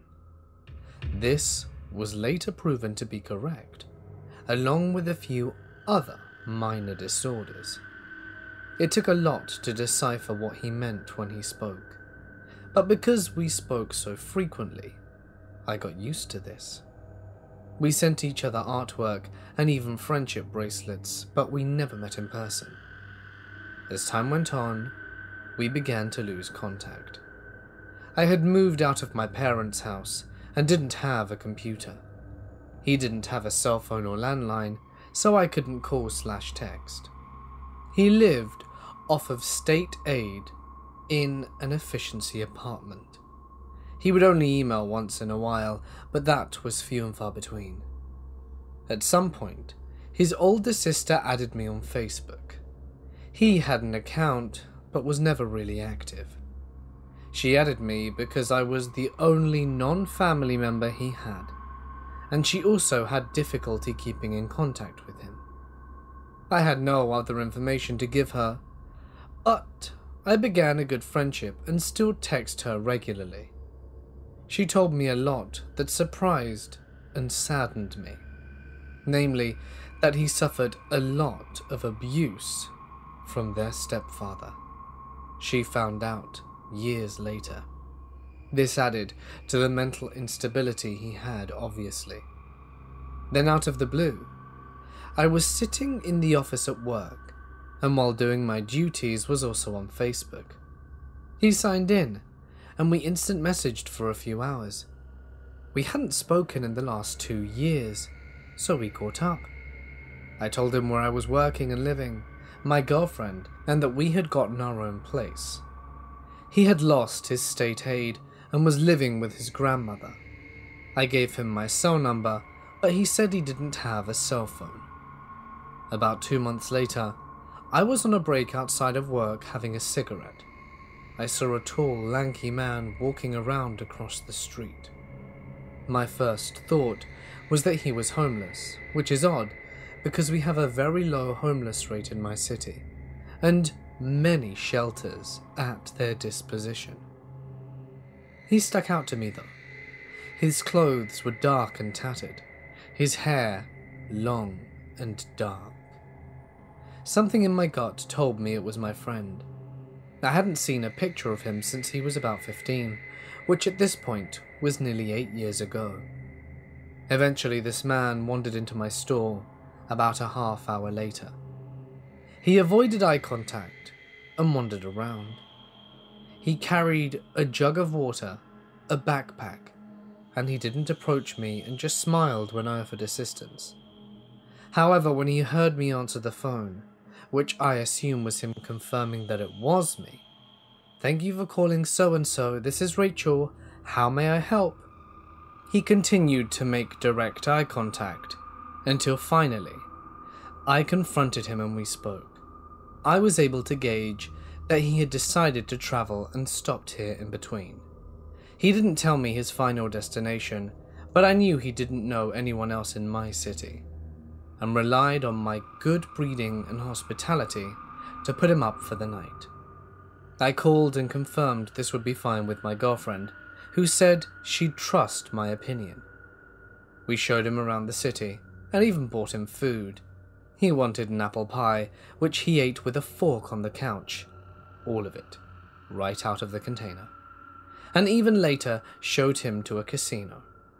He wanted to leave because there were too many cameras.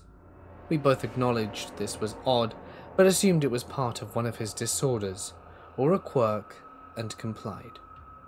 We set him up on the couch, and hung out a bit before bed. I even washed his clothes while he borrowed pajamas and let him shower. This was more of an insistence because it was a hot day, and I guess he walked all over until he found my job while not wearing any deodorant. My girlfriend casually asked what he had in his backpack. She worried for his safety as he alluded to be hitchhiking and traveling by foot, and hoped he had the right supplies. He showed us what was in his backpack. Art supplies, some rope, fingernail clippers, a bag of his own hair, you heard that right, and a gallon of olive oil that he planned on drinking. Later in bed, my girlfriend had told me she'd been getting up earlier than we had originally planned, to take him to the library as he requested. She said she wanted him out of the house, ASAP. I was surprised, because we both had admitted he was weird as hell, and I was still in shock after suddenly meeting someone out the blue that I had known online for so many years. She then informed me that while I was switching the wash around, he told her the FBI had confiscated his computer due to some things they found. He said he was working through a dark time and thought he had fixed it. But when he got his computer back, when he initially contacted me, he fell back into his old ways, and my girlfriend immediately knew what he was saying. So we woke up early and told him the change in schedule because we were called into work. He didn't sleep on the couch, but instead between the coffee table and couch, wrapped like a burrito face down. I later found out from his sister that night, when I called her to tell her about these events, that he had his computer confiscated for having some very unsavory pictures of children, and had skipped town when there was a warrant out for his arrest. I called my local police department, and they took a statement. No one knew where he was until last month when he called me. I answered the unknown number, and we spoke for half an hour. I quickly found out where he was going, and spent the time trying to gather more information, while cussing him out for using me and lying to me. He said he tried to look at it to see if he'd end up like his father, and it didn't excite him in the way that they think, and that he was embarrassed and scared. I told him he needed to turn himself in and to not call again. They don't just confiscate your computer if you've just looked once. This was continual use and downloading. I called the police again, and a few weeks later, his sister told me that he had turned himself in. He is currently waiting for trial. Close to my hometown, there was an old abandoned mental hospital.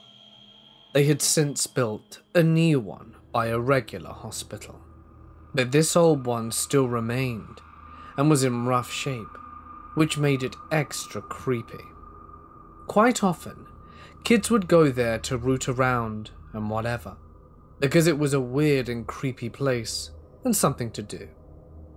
A few of my friends and I decided we would go one evening to see how creepy it actually was. This was during the middle of summer, so it was 80+ degrees, and it had been for the past 2 or 3 months. And this night was well into the 70s. We spent about 90 or so minutes on the upper floors, and eventually we got to a point where the floor had caved in and opened to the basement, and one of the guys climbed his way down to check things out. He found a door that to ground level, all the other basement access points were totally locked up / closed off. He prepped the lock from the other side and went down there, only to find this area seemingly completely untouched by vandalism and the decay of the upper floors. It was crazy how good of a shape things down here were. There was a bowling alley with pins still standing, and all kinds of other cool things, but that was the weird part. Eventually, we found this tunnel next to a larger room. The door was locked up, and we ventured down the tunnel to find a 14 by 14 meter room with one chair with straps in the middle, like an old electric chair. Some crazy machines, I assume, that ran shock therapy, and ice covering the entire room. This was the weird thing. Nowhere else in the whole building was colder than 70, and probably had not been below freezing for 5 months. But this room was covered and obviously really cold because of that. Ice on the walls, floor and ceiling, and was just totally covered in 2 to 3 inches of ice, and no pooling of water like it was melting. It was just super weird. Still no clue how or why the room was like that. There hasn't been an HVAC system running in that place for years. no sign the room had been entered into for at least 40, and overall, it was just downright strange. In 2014, I moved to Ohio from California after my mum had retired from being in the army. In middle school, I ended up transferring schools in the middle of second semester, March 2015. The new school was in a crappy part of town because we moved and the school I was attending before was about 20 minutes away, and my mum didn't want to have to drive me. The school in this small town was within walking distance of my house, so I didn't mind all that, except I was no longer in a school with my best friends, and being shy and antisocial at that age, I didn't manage to make new friends in the new school. I was the sort of new kid. My grandparents lived in this crappy small town, and when my mum would deploy, I would live with them because my dad left when I was an infant. A lot of these people in this town I had known from kindergarten to second grade.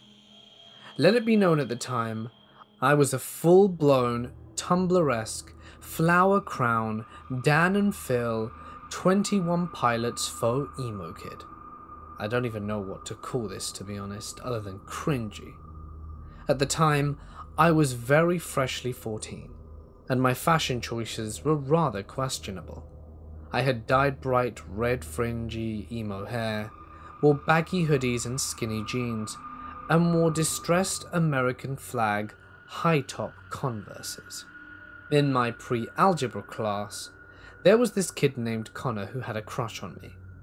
Connor was of average height for a boy in the 8th grade, but to me he was short because I've always been tall.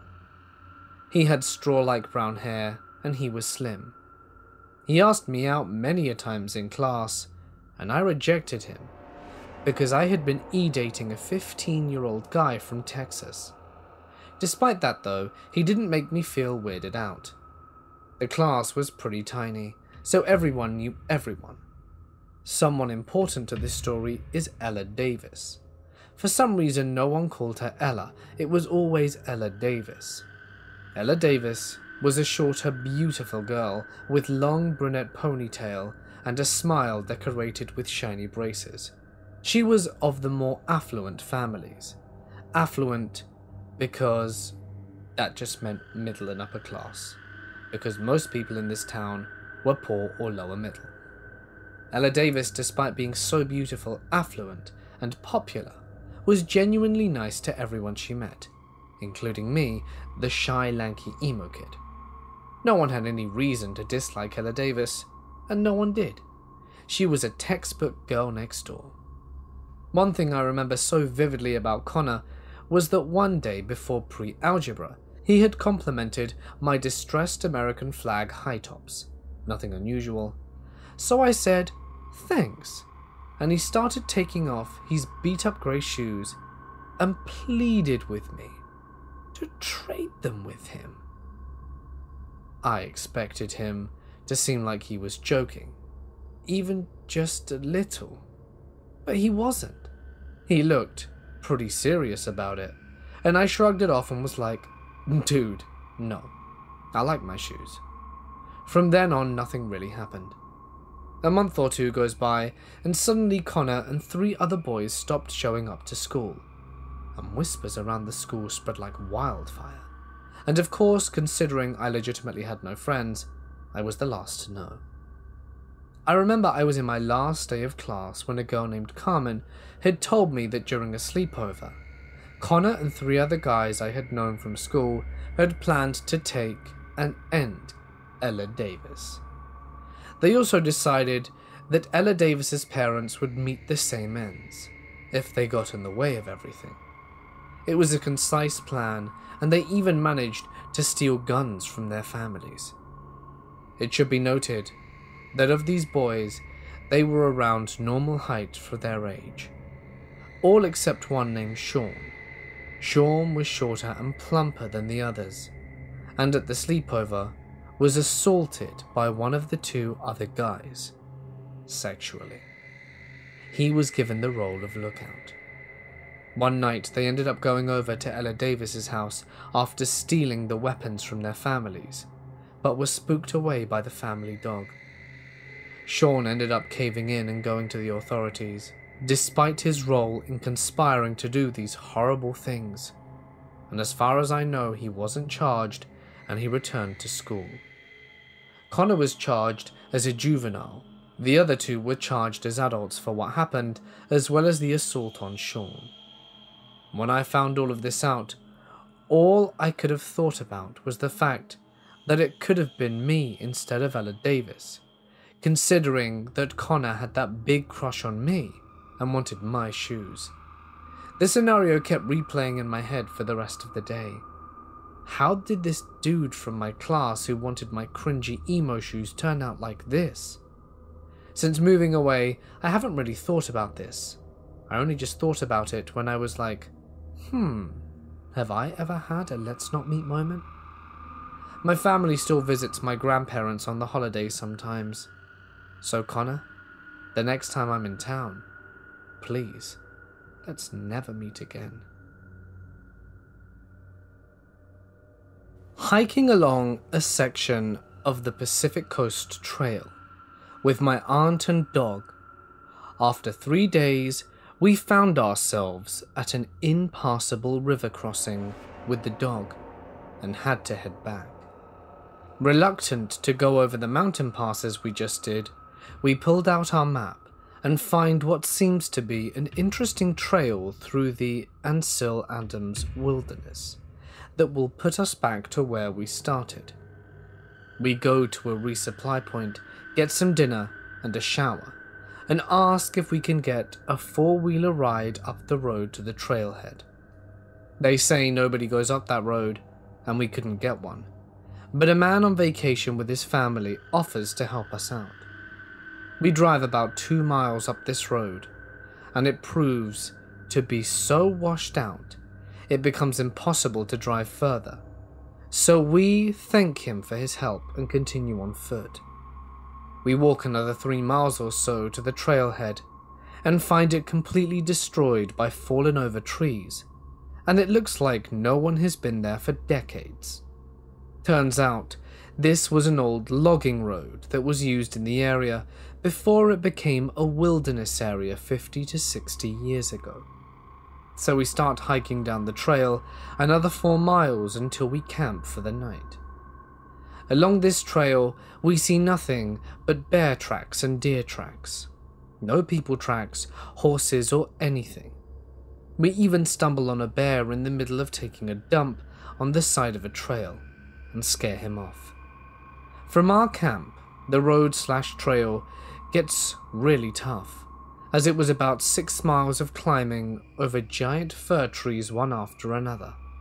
We finally reached an opening and followed it for about another mile until, amazingly, we couldn't believe it, but we came upon a 2-story building way out in the middle of nowhere, 15 miles from the nearest people and 50 from any civilization. This place was super eerie. The house was straight out of the Blair Witch, and it must have been there since before it became a wilderness area. This is where things got weird. We found a sign here for our trail that pointed directly into thick brush and bushes. This is where we knew we were a little screwed. We decided that we should just go for it anyway. We were too far to turn back now, and luckily, we had a GPS that would help guide us even without a trail. So we go through the bushes and follow what used to be a trail. We get about another mile or so down the trail before I notice bare human footprints. Let me remind you that I've been seeing bear prints and cougar prints along this trail the whole time. These were human. I put my size 11 hiking shoe over it, and they were the same size and shape, and I asked my aunt if I was going crazy, and she agreed that it was human. We walked another 500 yards down the trail, with human prints leading us to what looked like either a dump or a homeless camp.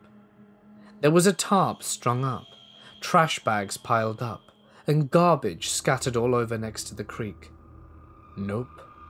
No more investigating this creepy place in the middle of nowhere.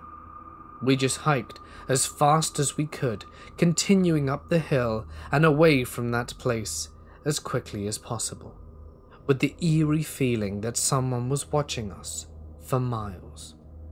We continued the way we did, hiking with no trail for another 12 miles, until we reached a maintained trail on the other side of the pass, along with some really pretty areas that probably hadn't been seen in years.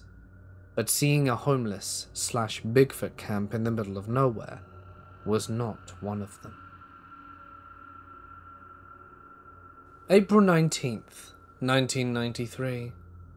That's the day of the Waco siege. For those of you who are too young or don't recall the incident, Texas state law enforcement, as well as the US military between the dates of February 28th and April 19th, fought to siege the Davidians' compound, for the group was suspected of stockpiling illegal weapons. In the initial raid, 4 ATF agents and 6 of the branch members were killed. The 51-day siege ended with an FBI assault, during which the compound burned, killing 76 people.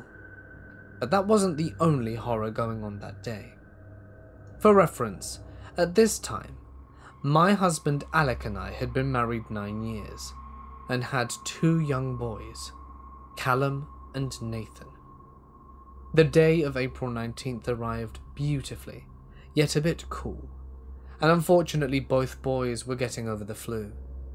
I'm making reference to the weather and the boys' illness for a reason you will soon learn, for both have a major impact on the outcome of this story.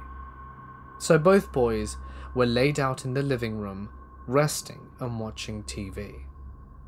I had opened the main door and then proceeded to open up the louvres on the screen door, but I noticed the air coming in felt a little too cool, and I didn't think it would be wise to leave it open with the boys still sick. So I closed and locked the door. With the boys needing all taken care of, I sat down on the living room floor to try my hand at painting a few little knickknacks that I had purchased a day or so prior. I also have to mention the way I was facing when I sat. Our living room had 2 windows.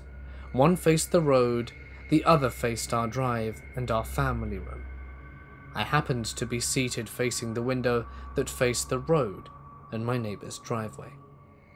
As I'm getting set up to paint, the news broke on about what was going down in Texas, so that had a lot of my attention at the time. It was about then that I resumed my painting and heard a knock on the family room door. As I stood up, seeing I was facing the window that faced the road, that was where my eyes landed first. And what I saw didn't sit well with me, but I quickly turned to look out the other, to see who was knocking at the door. It was a woman, one I did not know. Well, she didn't hold my attention for long, for I was drawn back to the scene I had seen out in front, for there in my neighbor's driveway were 2 men. One was on the ground, and the other standing over the other, either shaking his fist or finger at the other man. I can't remember, but something about the scene gave me the feeling that this was a setup. I mean, for one, the man on the ground didn't appear hurt. He wasn't rubbing or favoring any part of his body. He didn't look like someone who had been punched or pushed and fallen to the ground. Something about the way he was sitting. All my senses were screaming something was wrong with this picture. It was like he was waiting to play a role. Something about the situation made me think I wasn't supposed to see the men first, or at least until I got out the family room. I also noticed the cars these 3 came in were parked across the street. Well, I really can just assume they were all in the car. Anyway, at this point, my thoughts were all over the place, and I didn't really know what to do. You had to have just been there to understand the wrongness of what I was seeing. So many things. simply didn't add up. All the while, the woman was still at my family room, knocking. But again, I looked at her and got the same gut reaction that she wasn't even acting like a woman in distress. She wasn't pounding or yelling for help, just knocking. And something else I didn't understand was why the woman ran across the street to my home instead of the house that she'd parked the car in front of, which was next door to where the guys were. I mean, either place wasn't really safe for her, so why not that neighbor? Why my house? And why wasn't she yelling or really banging on the door? And why the heck, after a few knocks and not getting any response, did she not come to the other door right away? See, the questions just kept coming, and I was so confused to what to do. Yeah, I know. It's easy for you to say, why didn't you call the cops and go to the woman's aid? Well, I had children to protect, and every part of me was screaming this wasn't right, and something was terribly wrong. Not to open the door. I didn't even think about calling the cops. My mind was too busy trying to puzzle this together while protecting my kids. I did feel for the woman, but I wasn't about to answer the door without a knife, or my 4 to 10 in-hand question is, which do I go for? I went to grab whichever, and as I did, I told the boys to stay down. Yeah, right. As I had left, the woman finally decided to come to the front door. I'd also noticed not a whole lot was going on with the guys, except they were in the same position. My oldest didn't listen, and he popped his head up. She told him through the closed window to get his mum, and all he did was to shake his head. After that, several things happened all at once. I was getting the weapon. The woman must have given up, and from what I learnt from my neighbour, the exact one I didn't understand why she hadn't gone to in the first place, the man on the ground got up, and both of the men started walking down the road together. As soon as she jumped in her car and took off, I saw said neighbour heading my way, so I went out to meet him. He said he'd been watching TV, as well as his dog, Abra, and he alerted him to what was going on with her barking. He called the cops, telling them what he was witnessing, and that I must be scared, and so not to answer my door. They said that they'd send someone out. We never saw them, which is really too bad, for I don't believe the story ends when they leave. Anyway, my neighbour asked if I was okay, and we exchanged numbers right then and there in case I ever needed him. He too thought that something wasn't right. Not long after this, my girlfriend 2 doors down got home, and I called her to tell her about it. She was even like, "Man, you need to teach me to not answer the door," for with my telling of how it played out, she knew I'd done the right thing. Anyway, a few days go by and the phone rings. Alec answers it, and comes to me with the phone held out and goes, "It's Sam," which is my girlfriend's husband, and Alex says that Sam wants to speak to me. Of course I have a confused look on my face. I don't get why Sam wanted to speak to me. Not that we weren't friends too, but we didn't call the other's house, and then ask for the others, unless it was me calling for her, if you get what I mean. Sam and I exchanged pleasantries, and then he dives in as to why he called. He first asked me what kind of car those people drove. I didn't know, but at the time I knew the colour. Well, he had found out that in a different area, 2 men and a woman tried to take a child, and a neighbour lady stopped them. Though it was a different car, and I knew in my gut it was the same people. I believe to this day if I had answered that door, or if I'd left the door open, if it not for the boys being sick and the wind being a tad cool, I could have either been hurt or killed, or my beautiful boys gone. I knew that day something wasn't right. Whether it just be my gut instinct, quick thinking, or guardian angel, I don't know. All I know is that I learnt a valuable lesson that day. Watch who you open your door for, and listen to your gut. And to those 3, let's not meet again. I've been serving in the US military for 6 years and have seen some odd things. Back in 2014, at some federal land east of Fort Bragg, I was driving a buddy back from a used car dealership. This is a small 2-lane road deep in the thick, tall, dark forests protected by the DoD. It was about a 2-hour drive. We noticed our phones and the radio didn't work during the return trip, even though it worked on our way to the dealership. But we figured sometimes signals are weak due to weather, even though it was only slightly overcast. Not long after, we realized this. A blinking red thing flew over the road only 19 feet above my car. No noise, not shaped like anything we knew, and it was just blinking red lights all over in random spots and all different sizes, and it was moving at about 60 miles an hour. There was just enough glow from the sky of the setting sun that we could sort of make out its silhouette, which was not consistently shaped. It was a rather organic, blobby shaped thing, as if it was a mashy glob of food someone had thrown in the air. We weren't freaked out about it, just mentioned it as kind of like, huh? That's weird. 2014, Fort Bragg. Another incident. I was in the very back storage room of the building that I worked at. I was inventory at the time.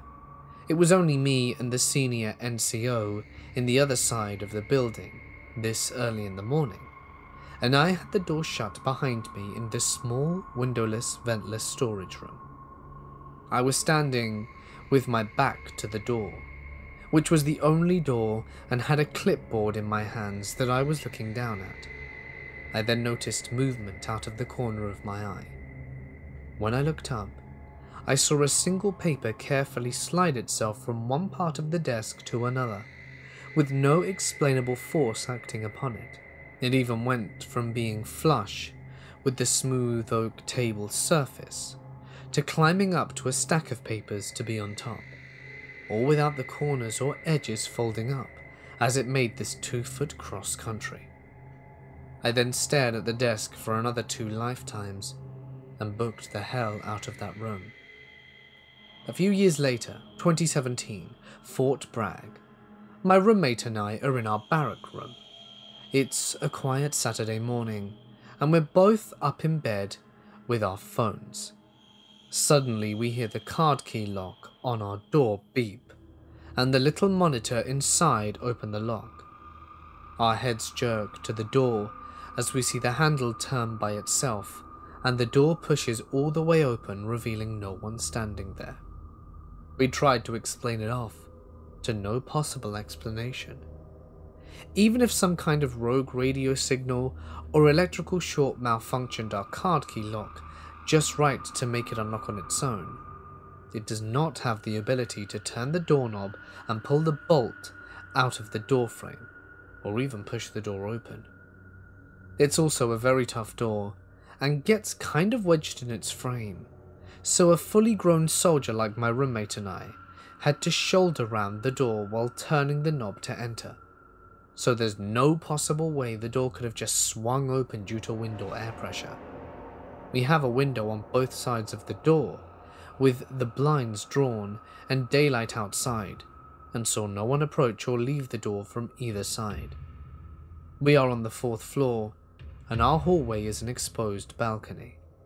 Finally, the only people who have a card key that can open the door other than my roommate or I is the Master Sergeant of the barracks, but he lives off post miles away, isn't on the base on weekends, and the card key is inside a locked box that needs to be signed out at the brigade. 2 years later, Syria. I'm trying to get some sleep in my tent, but there is this strange howling / aggressive panting and growling which sounds like it's coming from the sky above us. I go outside into the pitch black, with only the fully starry sky above in a thrown-on uniform at 3 AM, only to find a couple of other soldiers smoking and also looking around. It sounded like crying, angry talking, an animal panting and growling, and the noises just circled us for 30 minutes. Sometimes it sounded like it was right over my head. I pointed my flashlight in the air, swept the sky with night vision goggles, and never found out what it was. It hasn't happened before that, and hasn't happened since. The next day, everyone was talking and complaining about it. The Special Forces guys who have been out there for years say it's the jinn, a type of being in Muslim lore. It's the only explanation that I can't disprove.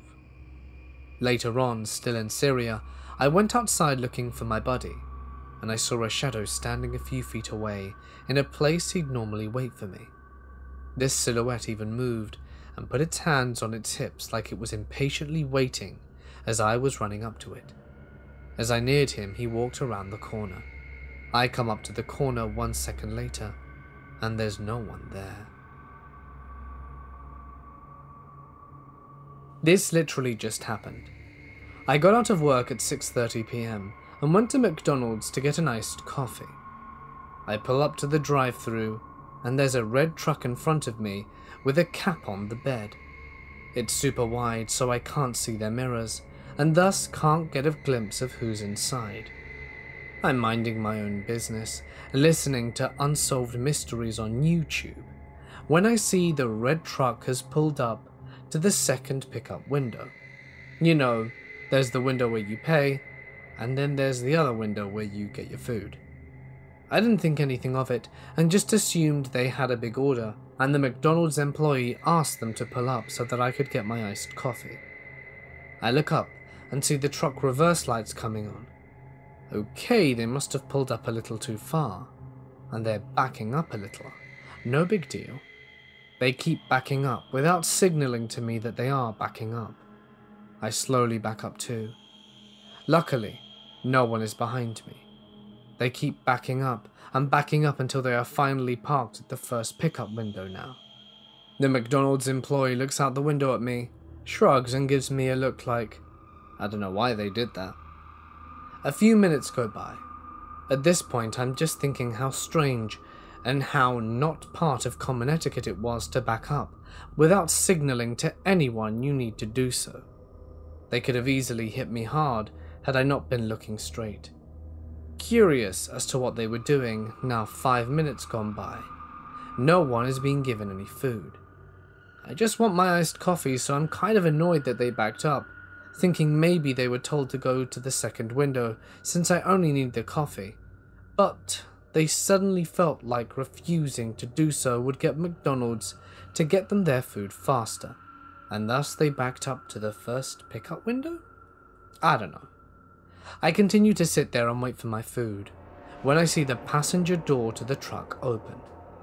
Out comes an older man of about 65 to 70. He was wearing light khaki-coloured overalls and a dirty white t-shirt.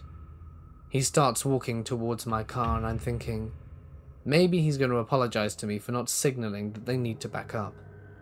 He gets to my passenger side window, turns so he's facing it head on and just stares at me. I'm waiting for him to signal to put my window down, thinking he had something to say, but he doesn't do anything. He just stands there and stares. He starts to lift his hand towards the door handle, and I quickly lock the door. He scowls and walks back to the truck, and gets back into the passenger side. They immediately drive away the second he closes his door. They didn't get any food. They didn't get anything. They just left. I pulled up to the drive-thru to finally get my iced coffee. It's been over 10 minutes at this point, and I head home. At this point, I have more questions than answers. Why did they back up without signaling? Why did they need to back up at all? Why did he get out of his truck? Why was he about to open my door? Why did he not say anything? Why wouldn't they get their food and drinks? It might not be the creepiest thing to happen to someone, but this whole ordeal made me feel so anxious I was shaking the entire ride home. I just wish I had some understanding as to what exactly happened here. When I was in high school, I had a really good friend who lived next door to a house that was always up for sale. People would move out in the middle of the night without a word, and it hadn't had the same owner for more than 6 months straight for a couple of years. One night, we were really bored, and he suggested we go explore the house next door, since it sat empty for a while. We go around back, and there's a dog door that he can crawl through, and he unlocks the door and lets me in. The house itself is really unremarkable. It looked like it was built in maybe the 1950s and was a craftsman-style house in an older, nicer part of town. My friend's house was similarly built. The kitchen had a really nice built-in breakfast table set against a picture window. The house's electricity was off, but you could see the street light through the window. My friend and I sit down on the floor across from this table and are just hanging out, talking. Why? Who knows? All of a sudden, my friend screams, and in that instant my vision goes blank. But it wasn't that I couldn't see. My body was just engulfed in this sickly coldness from head to toe. I start screaming, and I feel my friend's hands grabbing mine and pulling me into some direction forcefully. My vision slowly returns, and I begin to warm up when I realize that we're outside under the streetlight. It was December, and should have been much warmer inside of that house. Finally, I look at my friend and he looks scared. I'm really confused and kind of panicking myself, and I finally ask him what happened. He says that as I was talking, a black thing, this figure that was all black and only had the vague shape of a girl, crawled out from under the table and sat on top of me. Apparently, I started groping around with my eyes wide open, like I couldn't see, and he was so freaked out he pulled me out of that house. We're still friends, and we bring it up every now and then, but the story itself never changes, and still sends chills down my spine. To this day, I've never felt such blackness or coldness in my life. It was palpable, almost sticky. For a couple of days after, I couldn't shake this unsettling feeling, and I could never walk past that house again. And now, I'm scared to get out of bed. I was a shy, conservative, religious, sheltered college kid, whose social interactions are very dependent on school-related activities. Today, I'm still pretty shy. Conservative, but not so religious. Currently a NEET, and I barely have social interactions nowadays, but I digress. This happened 5 years ago. Being the religious person that I was then, I had requested that my family and I attend Mass on the last Sunday of the year. Sunday came, and Mum was the only one willing to accompany me. We attended the last Mass of the day, which was 6 or 7 in the evening, because it was too hot in the afternoon, and I cannot be bothered to wake up early for the morning Mass. When we arrived, the Mass had already commenced. All of the pews were occupied, so we stood at the very back of the church. The Mass itself was pretty average, except for a lady in the back of the church who fainted in the middle of the priest's homily. I didn't feel anything was wrong during the whole Mass. Usually, after Mass, when the priest would be standing before the altar, people would regularly approach him to receive his blessing. I had planned to do that, meaning I had to cross the whole length of the church to get to the priest. As I walked on the aisle, I suddenly felt like I was being followed. In the years after this incident, I felt what being followed by friends trying to catch up on me feels like, and it did not match what I felt as I was walking down the aisle. I was hoping that my instincts were wrong, but was quickly disproved, when a man came up on my left side. He was taller than I was. I'm 5'2", and he was easily 5'7". I couldn't pinpoint his age, but I can guess he was older than I was, maybe early 20s. I didn't know who this person was and didn't know what he wanted from me. He then started to ask me personal questions, like my name, my age, where I lived. I knew that I was lacking in social skills, but I know following a person around a church at night and flooding them with personal questions is not a great way to make friends. At this point, I was uncomfortable. I was still far from the priest, but was too polite to simply ignore him. I replied to his questions, but all my replies were either false or vague, i.e., I gave him a fake name, different age, and when I approached the priest, I tried to get his attention, to maybe get the guy to leave me alone. But the priest looked like he didn't even care whose forehead his knuckles were touching at the time. Feeling betrayed, I turned to look at the other people nearby, but everyone else had their attention on their own business. Can't really blame them for that. My last resort was of course my mother.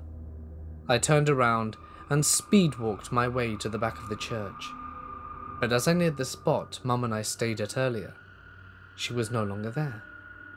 I panicked and started to frantically look around. The guy was still following me, now asking me where I went to school. I didn't want to talk to him anymore, and I didn't want him near me either. In my panic searching for my mother, I caught a glimpse of her form sitting at one of the pews at the back. I darted straight to her and squeezed my words out with no pause, that I was being followed and that we needed to book it out of the church. Mum, understandably surprised, looked at me, and then the guy who was still by my side, then back at me. She then stood up, took my hand, and walked me straight out of church. By the time we got to the car, my heart was racing, and I was shaking a little. Being the nice person that I was, I tried to rationalize that maybe the guy really had good intentions, and Mum would tell me the guy was probably just awkward or socially inept. But everyone else who I shared this story with thought otherwise. For a time, I wouldn't go near that area without my brother, and pretty much lost my dedication to my faith over time due to this experience. At my old school, there were maintenance tunnels under it. There were new ones and there were old ones that the school didn't use anymore. My friend Chloe and I found an entrance to the old tunnels in a classroom that wasn't being used. We had to pick a lock on a trap door, unscrew a round metal top, and lower ourselves into a square, dirty tunnel. The main tunnels were about 2 feet wide by 3 feet tall, with maybe 2 inches of dirty black water in the bottom. The tunnels were very dark and cold, and smelled of mold. We began exploring it little by little every day. One day we were in there for maybe 20 minutes, and Chloe passed out. Turns out there were some dangerous gases down there. I had to drag her out. Next time, we brought masks and a flashlight, and began mapping out the system. We tracked more than 700 feet of twisting, turning tunnels, and they went down and turned to the sides. We used chalk to mark the walls so that we could find our way back, and after a particularly long expedition of perhaps 3 hours, we headed back to where we came in, only to find it locked. We pushed and turned the metal cover, and it didn't budge.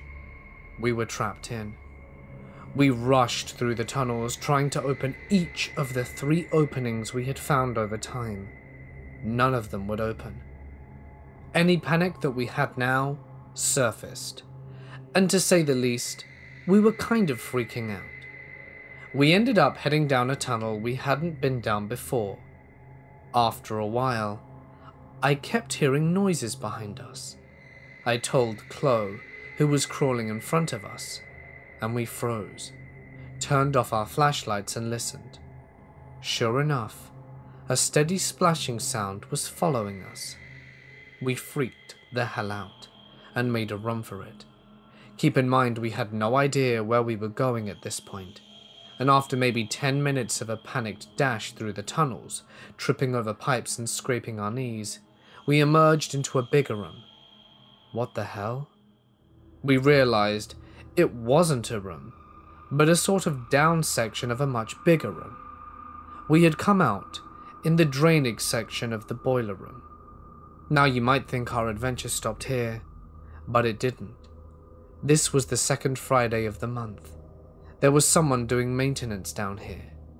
We hid behind some old metal stairs, and when the guy left for more tools, we scrambled up the stairs and out the door, and hid in the girls' locker room for the rest of the day.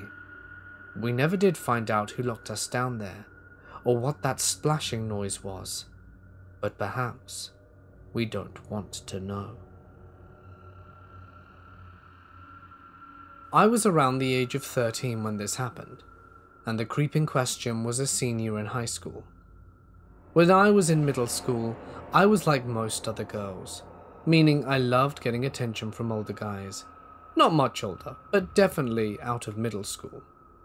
I was also really into anime. I had an anime funny account that was kind of popular at the time, since I was invited into a group chat with some other accounts, which is where I met the creep. First red flag that I didn't notice, when I first joined the group to my knowledge, and everyone else, he was a girl. The group was about 5 people including me. Eventually he confessed that he wasn't really a girl. He just claimed it was easier to speak to people this way. He announced this not long after talking to me outside of the group chat we all had. A couple of months into talking with me, I reminded him that I was only 13, and he didn't seem to care, which was the second red flag. The final red flag was that he would openly talk to me about sitting on his lap in group chats, even though all the other people knew I was young and found this really creepy and inappropriate. He eventually started manipulating me a ton. He would tell me how beautiful I was. He would talk to me about doing it all the time, and he would also mention his fantasies. He would use me as material for his own sick, private time. And he was into humiliation, so he would get mad, so I would say something mean about him so he could get off on it. The worst way he used me was by making me send naked pictures of myself. I've always been a kind and caring person, and he took advantage of that. He would threaten to end his own life if I didn't send him some. This happened so many times, it had gotten to a point that he had made me believe I trusted him. I'm a senior in high school now, but this man has ruined me. I'm more unsocial now, and I have serious trust issues. It's taken me a long time to get over this, and I'm not still completely over it. This is one of the first times I was able to express this and not cry. I hope to never meet the guy who ruined my childhood. In the late summer of 2012, I snuck into an abandoned tuberculosis hospital with a friend. This was Sarah. She had a voice recorder with her, and I had a cheap video camera. Once we had gotten inside the basement, we both hit record at the same time. As we made our way up floor by floor, I couldn't shake the feeling that I was being followed, but upon checking behind me there was nothing. We continued on. The building wasn't very big, thankfully. We reached the top floor and began to look around. Sarah asked a few more questions, and I did as well. I still couldn't shake the feeling of being followed, and I kept glancing behind me, as well as looking around. After a few minutes, we decided to leave and make our way down the steps, and we ended up back at the basement. As soon as we hit the basement, the feeling of being followed stopped, and I could relax. We left the building and went home that night. A few days later, a friend of mine that had went with us, but didn't go inside, asked if I'd watched the video. I said I hadn't, but we would check it out. I put the SD card into my computer and began to watch it. The video itself was pretty dark, and you couldn't really see anything, other than my flashlight beam bouncing off walls. When it got to the part where we had reached the second floor, I caught something on that camera that I will never forget. In the video, Sarah asked, "If you're trapped here and you want to leave, please speak into this little red light." Not a second passed before there was a response. "Ain't no light." I turned and looked at my friend wide-eyed, and she looked pale. I knew then we had both heard the same thing.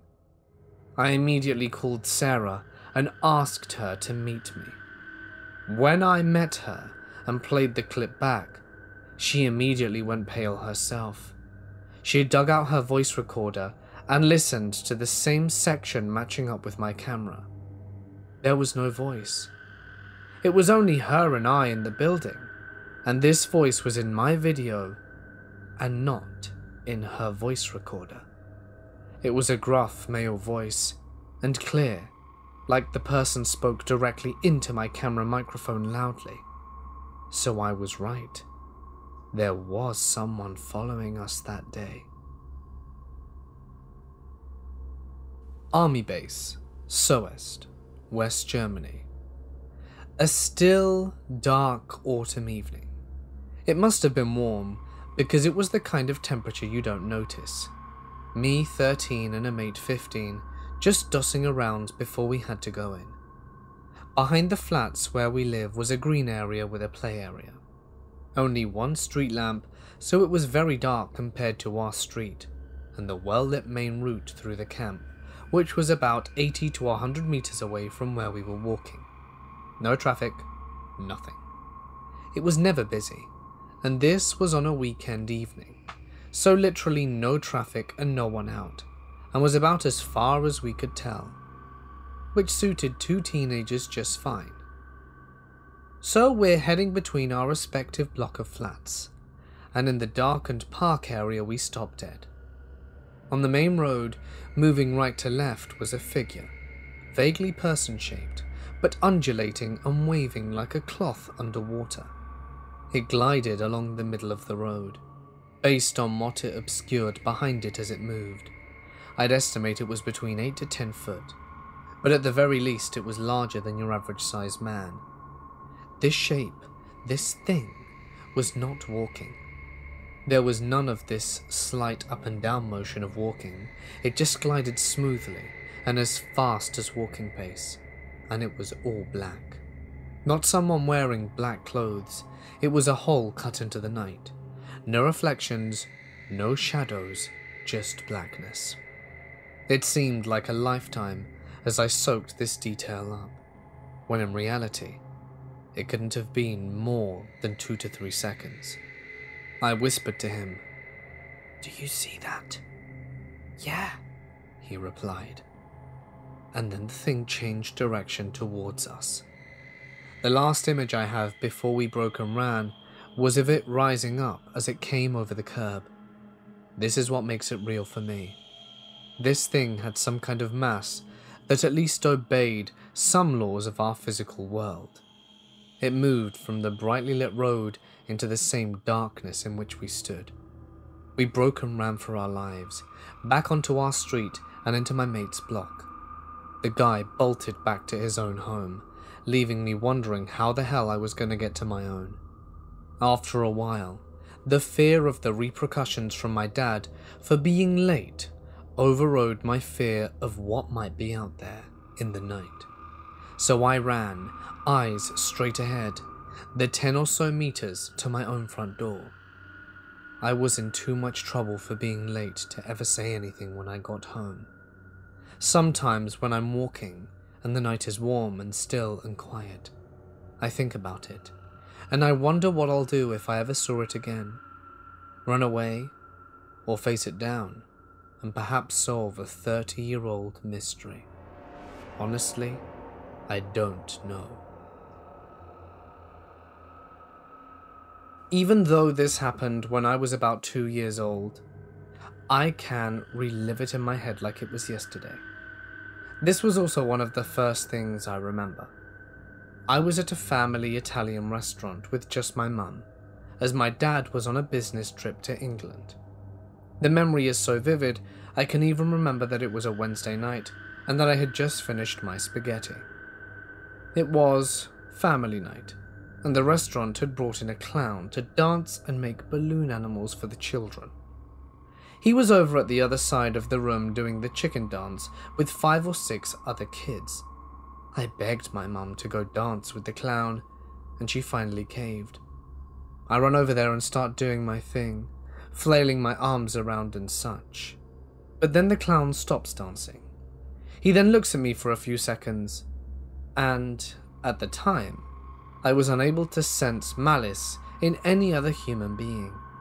But his face burns in my brain, and after thinking about it as an adult, I'll just say with the face he gave me, he wasn't going to just make me a balloon animal. After a few seconds, he walks calmly over to me, picks me up, after bouncing me up and down a few times, and makes sure I wasn't going to scream for my parents, and he breaks into a sprint and runs out the door.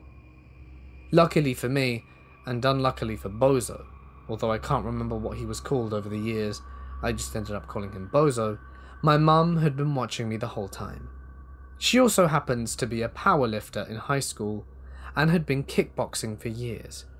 She grabs me and slammed his face off of a car door, but while she was checking on me, Bozo ran off into the night. I'll never know if it was just the chaos of the moment or the fear, but for some reason my mum didn't call the cops, and I never saw him again. These days, I usually tell the story for laughs or occasionally in a game of truth or dare, but I've never let my friends know that this story haunts me. I can't count the number of nights I didn't sleep thinking about how close I came to unspeakable things happening to me. How close I came to being found in a dumpster a few days later. How close I came to being another one of Bozo's, well, I can only assume, young victims. As I got older, the more dangerous I realized the situation was. It's been 17 years since, and I still think about it. On the plus side though, he was the reason I took up martial arts and subsequently found the love of my life. Obviously, I hope I never see Bozo again. And if you're hearing this, I'm the kid that got away.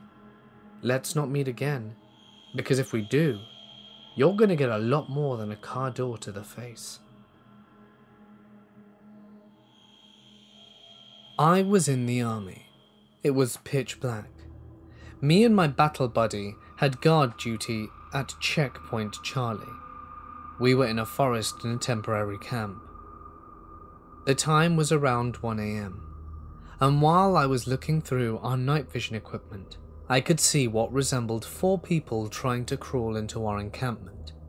I follow protocol and call up our guard commander, who tells me there shouldn't be anyone out there, but to keep observing them and report back. We were on a drill, and there weren't planned situations this night.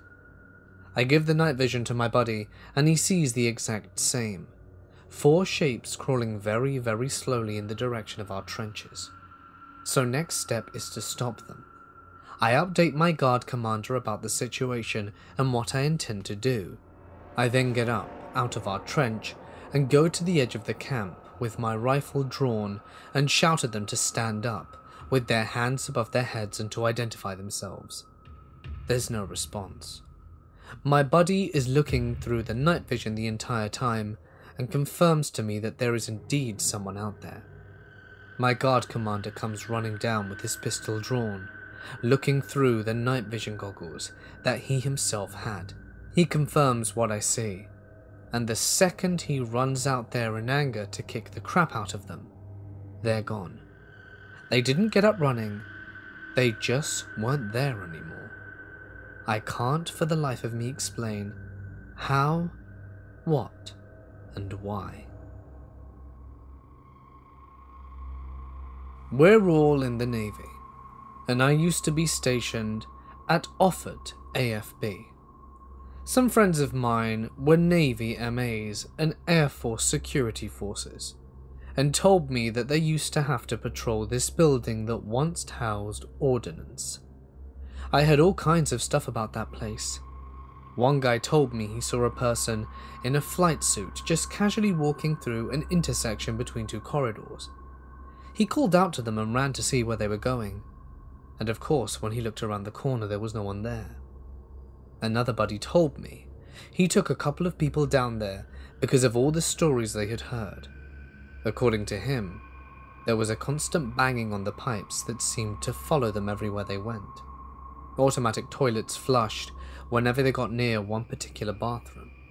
And creepiest of all was this furnace room he described to me. He said the furnace had old, chipped paint on it, and the room smelled like sulfur.